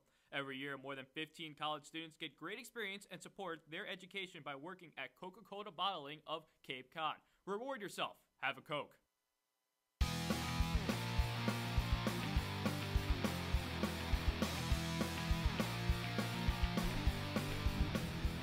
We head to the ninth at Stony Brook Field, a 6-1 lead for Wareham. Jacob Tobey alongside Matt Feld. It'll be 2-3-4 for the Gatemen. Dodson, Kasser, and McIver to face Stephen Jones. Tanner Dodson, 1 for 4 on the day. And if you're obsessed with the batting race, as I am, this is a big at-bat for Dodson. We're in number 28. I'm obsessed with it too. I check on it every single day. Of course. Came into today second, and now he swings at the first pitch, sends it to right field. Going back is the right fielder. That one's gone! Tanner Dodson, his first jack of the season. This gives the Wareham Gatemen a 7-1 lead. Wow. Dodson almost got a hold of one yesterday in Hyannis, and just missed going off the base of the wall, and here showcases the power. It's a fastball low and in right in the left-handed hitter's wheelhouse, and he just golfs it right on out of here. A no-doubter. His first of the season, as you mentioned, and it gives the Gatemen that run right back. Tanner Dodson, first pitch swinging, and sends it to right, out of the yard, and now Kyle Kasser will step in to face Jones. He'll take ball 1. We've talked about it multiple times, Matt, how Dodson is listed as a pitcher, but if you're Don Sneddon, you cannot take this guy out of your lineup. No, you cannot, and he's once again 2 for 5 today with 2 more runs, 2 more RBIs. And he's made it impossible. I mean, he DHs sometimes before he starts to pitch. Earlier in the year, he was not playing when he came into pitch, and now he's DHing. He seems to have found his role in that DH spot to save his arm from the outfield. Last pitch was a strike, and now it's back-to-back strikes, 1 and 2 to Kyle Kasser. That was Dodson's 30th hit of the season, and an emphatic way to do so. Here comes the 1-2 from Jones. Kasser makes contact right to the shortstop, Connor Smith. 2 hops, throws on to first.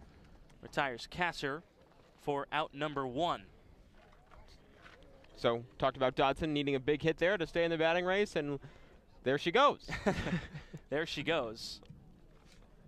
Was right. We literally just talked about it, and then it happened. On the first pitch, too. Nothing better than that. Willie McIver is 1 for 3 on the day with a walk, a stolen base, rather 2, and a run scored. Takes ball 1. 0 for 3.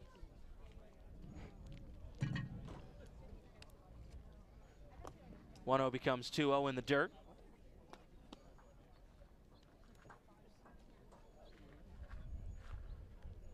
And a 6-run lead for the Gatemen over the Whitecaps. Here comes the 2-0, up and in. Leaning out of it was McIver. He's already walked once today. Here comes the 3-0 from Jones. Taken for strike 1. That Katuitt game's gone final. They beat Hyannis 8-4, so with a win today, the Gatemen moved 7 points above Hyannis for the final playoff spot. Plenty of breathing room, 3.5 games, when just 4 days ago, the Gatemen were in last place. McIver will take the 5-pitch walk. So does that now limit Wareham to going to number 1 in the West? Number 15 with a win for Katuitt? So yes, the Gatemen will not be in first place by the end of the night. They are also following, of course, the Bourne game. Harwich leads Bourne 5-1 in the bottom of the 4th. With a win and a Bourne loss, the Gatemen would have sole possession of second place. It's better than third. First pitch from Pompey taken for a ball. Hey, I'm just saying. Of course, if you get one of the top 2 spots, that gives you home field in the first round, which is always nice to have. Runner on first base. The 1-0 to Pompey is low. 2 balls and no strikes. Gives you a great chance to win the 50-50 raffle, of course. Hey, the Gatemen were just an inning away, basically, from going up 1-0 on the Braves last season in the playoffs.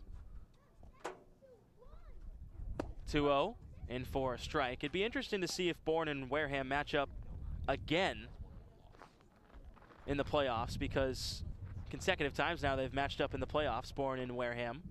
Yes, 2 years in a row, born 4-0. Last year was incredible because the Gatemen had beaten the Braves 5 out of 6 games during the season. 2-1 is fouled right past first base coach Sean Callahan. And the only game they didn't win was a 12-inning tie. But that's how baseball works. Do not need to be the best team record-wise to win the title. And the Gatemen won it in 2012. They were under 500 for the regular season and turned it on. And, of course, the rest is history. 2-2 pitch. Pompey slings it foul. Of course, Cooper Ferris manning that team. One of 3 championships that Ferris won.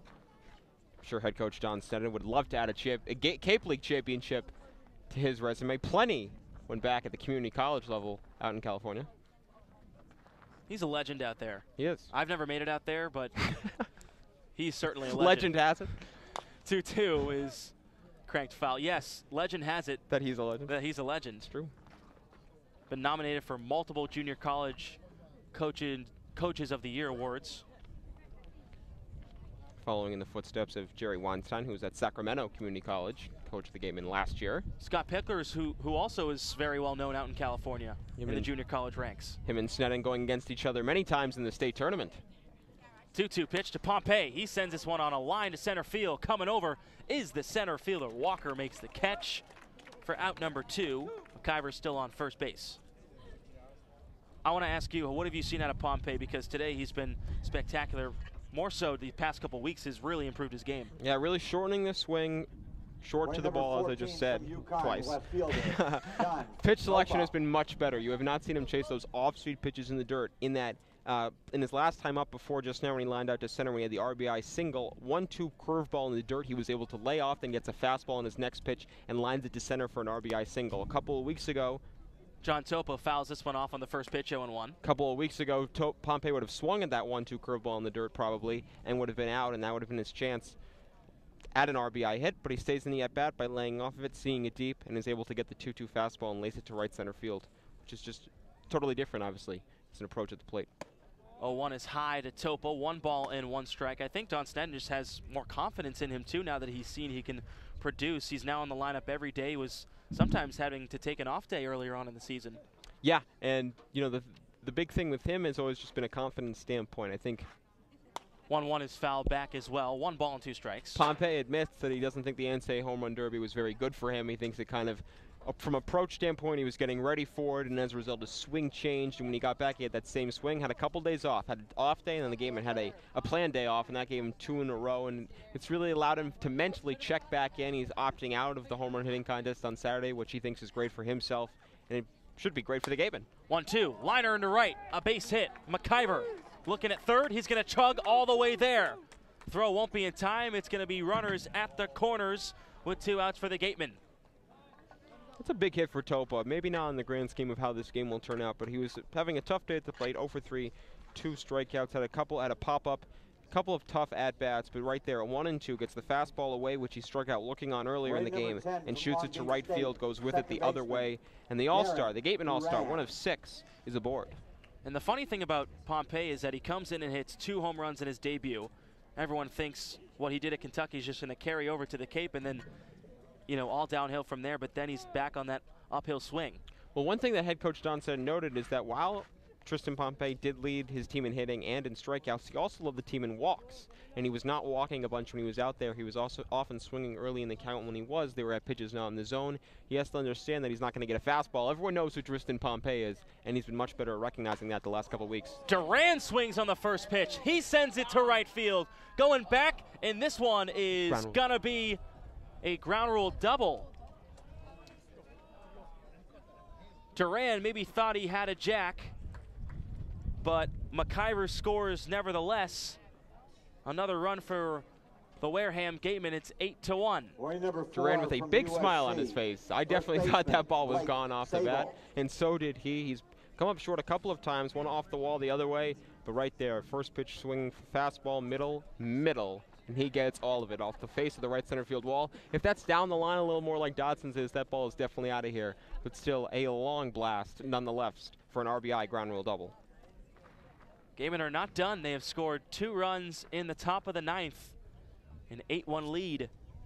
Now Blake Sable at the plate with runners at second and third. Takes Ball 1. Robbie Metz has come close a couple of times. Only a matter of time, I think, before he leaves the yard.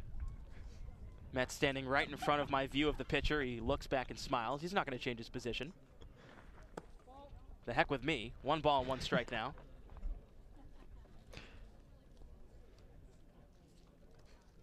Runners at second and third. Duran at second, Topa at third. Here comes the 1-1. Sable gets a piece of it, hits it foul to the screen, 1-2. This is great. The Gatemen have got on top 4-0 earlier, went quiet for a couple innings, but 2 of the last 3 innings have been able to add on and really quell any hopes of a Brewster comeback by continuing to put the pressure on the opposing team. After Dodson's home run, it gets right back started. McIver works a walk, Topa with a base hit, and then Duran with the RBI double. Which was so close to being gone. A couple times we've seen him just have power that comes out of nowhere. Yeah, a couple of times. It seems that he's really exposed the power the last couple of games.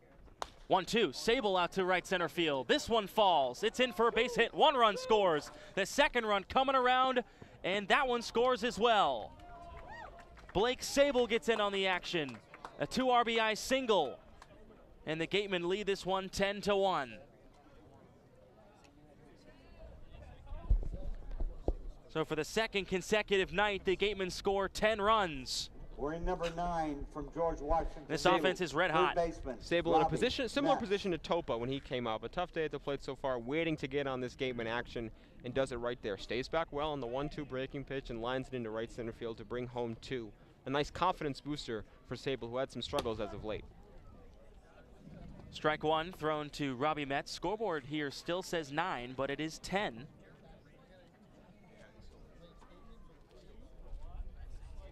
No, it's 9. It's 9. Breaking news, it's 9. Pitch out to center field is caught from Walker, and that will end the inning. So it's now 9-1. Feldy correcting me. Thank you very much. We're on to the bottom of the 9th. Can the Gatemen win? We'll find out here on the Gatemen Baseball Network.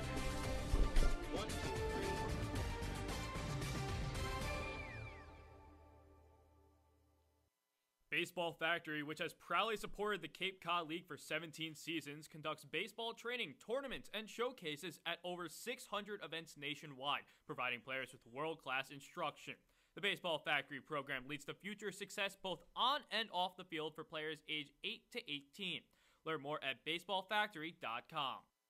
Cape Cod Healthcare is the leading provider of healthcare services for residents and visitors of Cape Cod, with 2 acute care hospitals and more than 450 physicians. For more information, please visit capecodhealth.org. Cape Cod Healthcare. Expert physicians, quality hospitals, superior care. Visit Stars Restaurant at Chatham Bars Inn Resort and Spa for a world-class dining experience, a proud member of leading hotels of the world.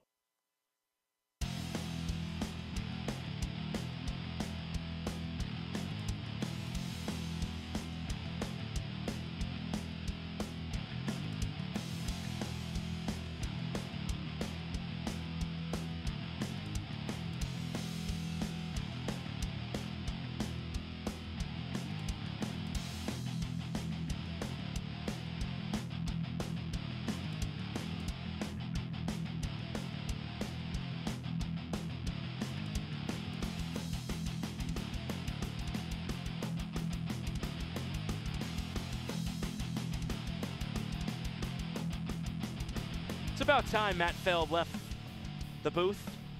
It's 10-1. I was corrected multiple times. Excuse that error. It is 10-1 in favor of the Gatemen. New pitcher here for Wareham.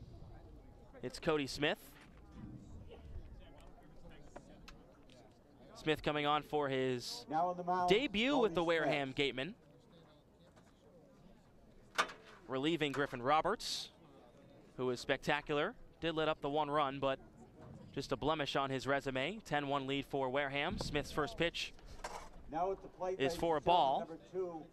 Connor Smith is the batter. It's great to be back. Hello, in Sam the color Corman. seat. Almost hijacked by Matt Feld for the rest of the game. This one popped up. McIver giving chase. It's going to go out of play. Nice attempt from a fan back behind us. It's going to be no balls and 2 strikes. Cody Smith out of Charleston Southern. is a rising senior. 1.61 ERA, 8 saves in 28 innings for the closer out of Charleston Southern. A great hometown name as well. Goose Creek, South Carolina. 0-2 pitch from Smith is low. Smith, Big South All-Conference second team. I don't know if I can deal with a Smith versus Smith matchup right now. I didn't even realize. Here comes the 2-1 from Smith, and Smith sends it out to center field in for a base hit. Smith to Smith.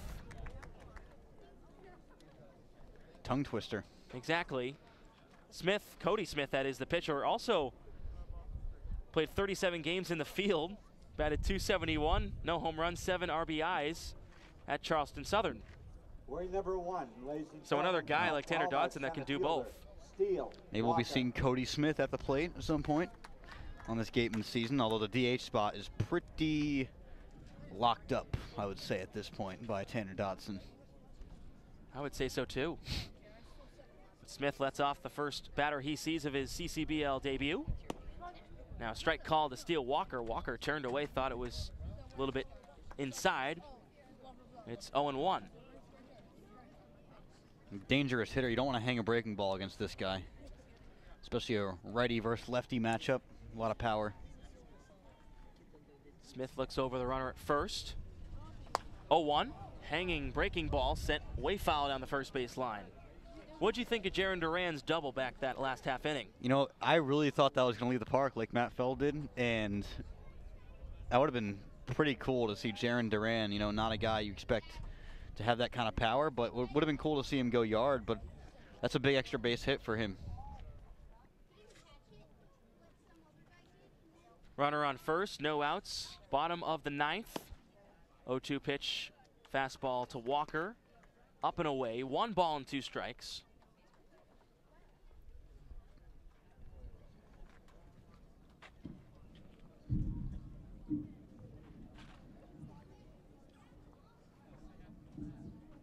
The 1-2 pitch is set on a hanging breaking ball to center field. Quan going back. He leaps and he makes the catch. Stephen Quan, what a catch. And Walker will walk back to the dugout thanks to Stephen Quan. Wow, great catch. I mean, Steele Walker got a hold of a hanging breaking ball. He has that power, a righty-lefty matchup. Basically said you don't want to do that if you're Cody Smith, and he does just that, but Walker not able to send that one over the fence, hit it to the wrong part of the ballpark, and Stephen Quan, wow, leaping up, nice little majestic crow hop up there while he's making the play. Splashing some defense. It's been the offense for him so far. Justin Coons, the catcher, coming in with his first plate appearance of the day, takes ball 1. Trying to rival Andy Atwood of Chatham on that catch. Atwood, of course, got on SportsCenter Top 10. The only difference is Stephen Quan stayed in the field of play. 1-0.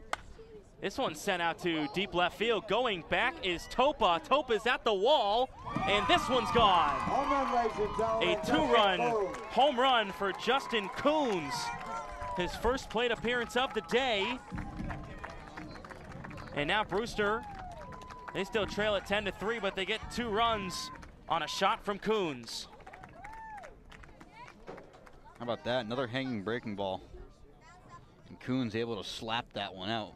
Tough outing for Cody Smith so far in today's game. I mean, come in here from college, you take a big gap off, and that's tough for you as a pitcher to take that much time off, then come here and pitch again. That's kind of the deal with Cody Smith, trying to shake off that time off and get back into the swing of things. He only is 2 outs away from finishing this game off. Julian Infante takes strike 1.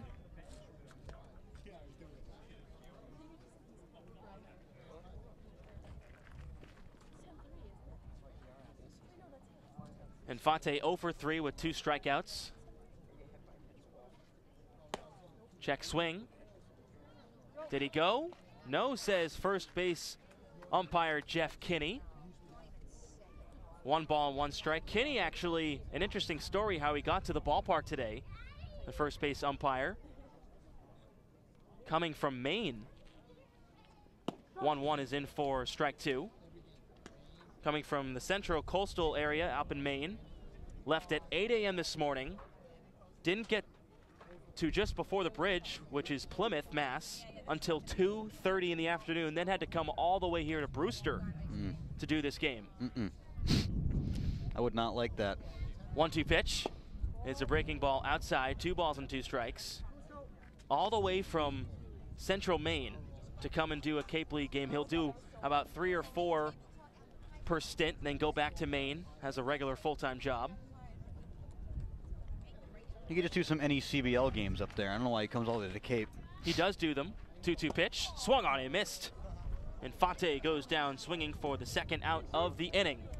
That strikeout brought to you by the law offices of Lang, Exafaris, and Bullard. That's Smith's first career strikeout with the Gatemen. And it's a big one because, you know, get some confidence back with that breaking ball, because his curveball did get smacked by Steele Walker to dead center, and then by Justin Coons over the fence for a home run, and now he comes back with another breaking ball, able to get Julian Infante to strike out swinging on it. So that's the golden sombrero for Infante now. Nick Dunn at the plate takes ball 1. That is the 12th strikeout for the Gatemen pitching staff tonight. All of them brought to you by the law offices of Lang, Safaris, and Bullard too. Ball 2. Thrown by Cody Smith. Of course, Wareham GM Andy Lang's got to be happy about that. The law firm, so much attention tonight. Gatemen also have a 13 strikeout performance from their pitching staff, as this one's inside. 3 balls and 1 strike. Yeah, the pitching, I mean, especially in the last week, it's been unbelievable how good it's been. Smith 3-0. Loses control. Walks Dunn on 4 pitches. But, you know, with the way this game's turned out, with Brewster scoring 3 runs so far, I mean, they did need the run support, and it helps to have a game like this where you are scoring more runs and giving your pitching staff some run support. Gives them some room to wiggle with and to kind of explore more options. That's what this Cape League is all about, is exploration of these players, and the pitchers, when they have big leads, will explore more than when it's a close game here on the Cape.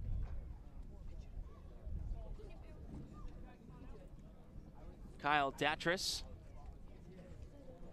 will not come to the plate. It's a pinch hitter. Zach Gahagan, the returner from a season ago, will take strike 1.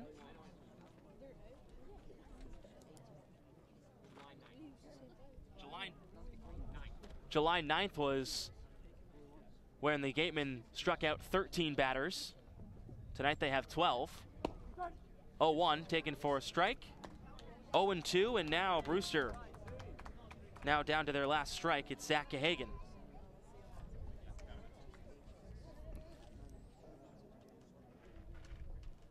Runner on first, 2 outs. Bottom of the 9th. Wareham up 10-3. Smith on the hill. The 0-2 pitch is in the dirt, blocked by McIver. Wareham came today in the middle of the pack in team strikeouts this year with 256 in 5th, and now 12 more out of that total. It'll be 268 at least as we exit today's game. 1 ball, 2 strikes, 2 outs. Smith on the hill. Time called at the plate.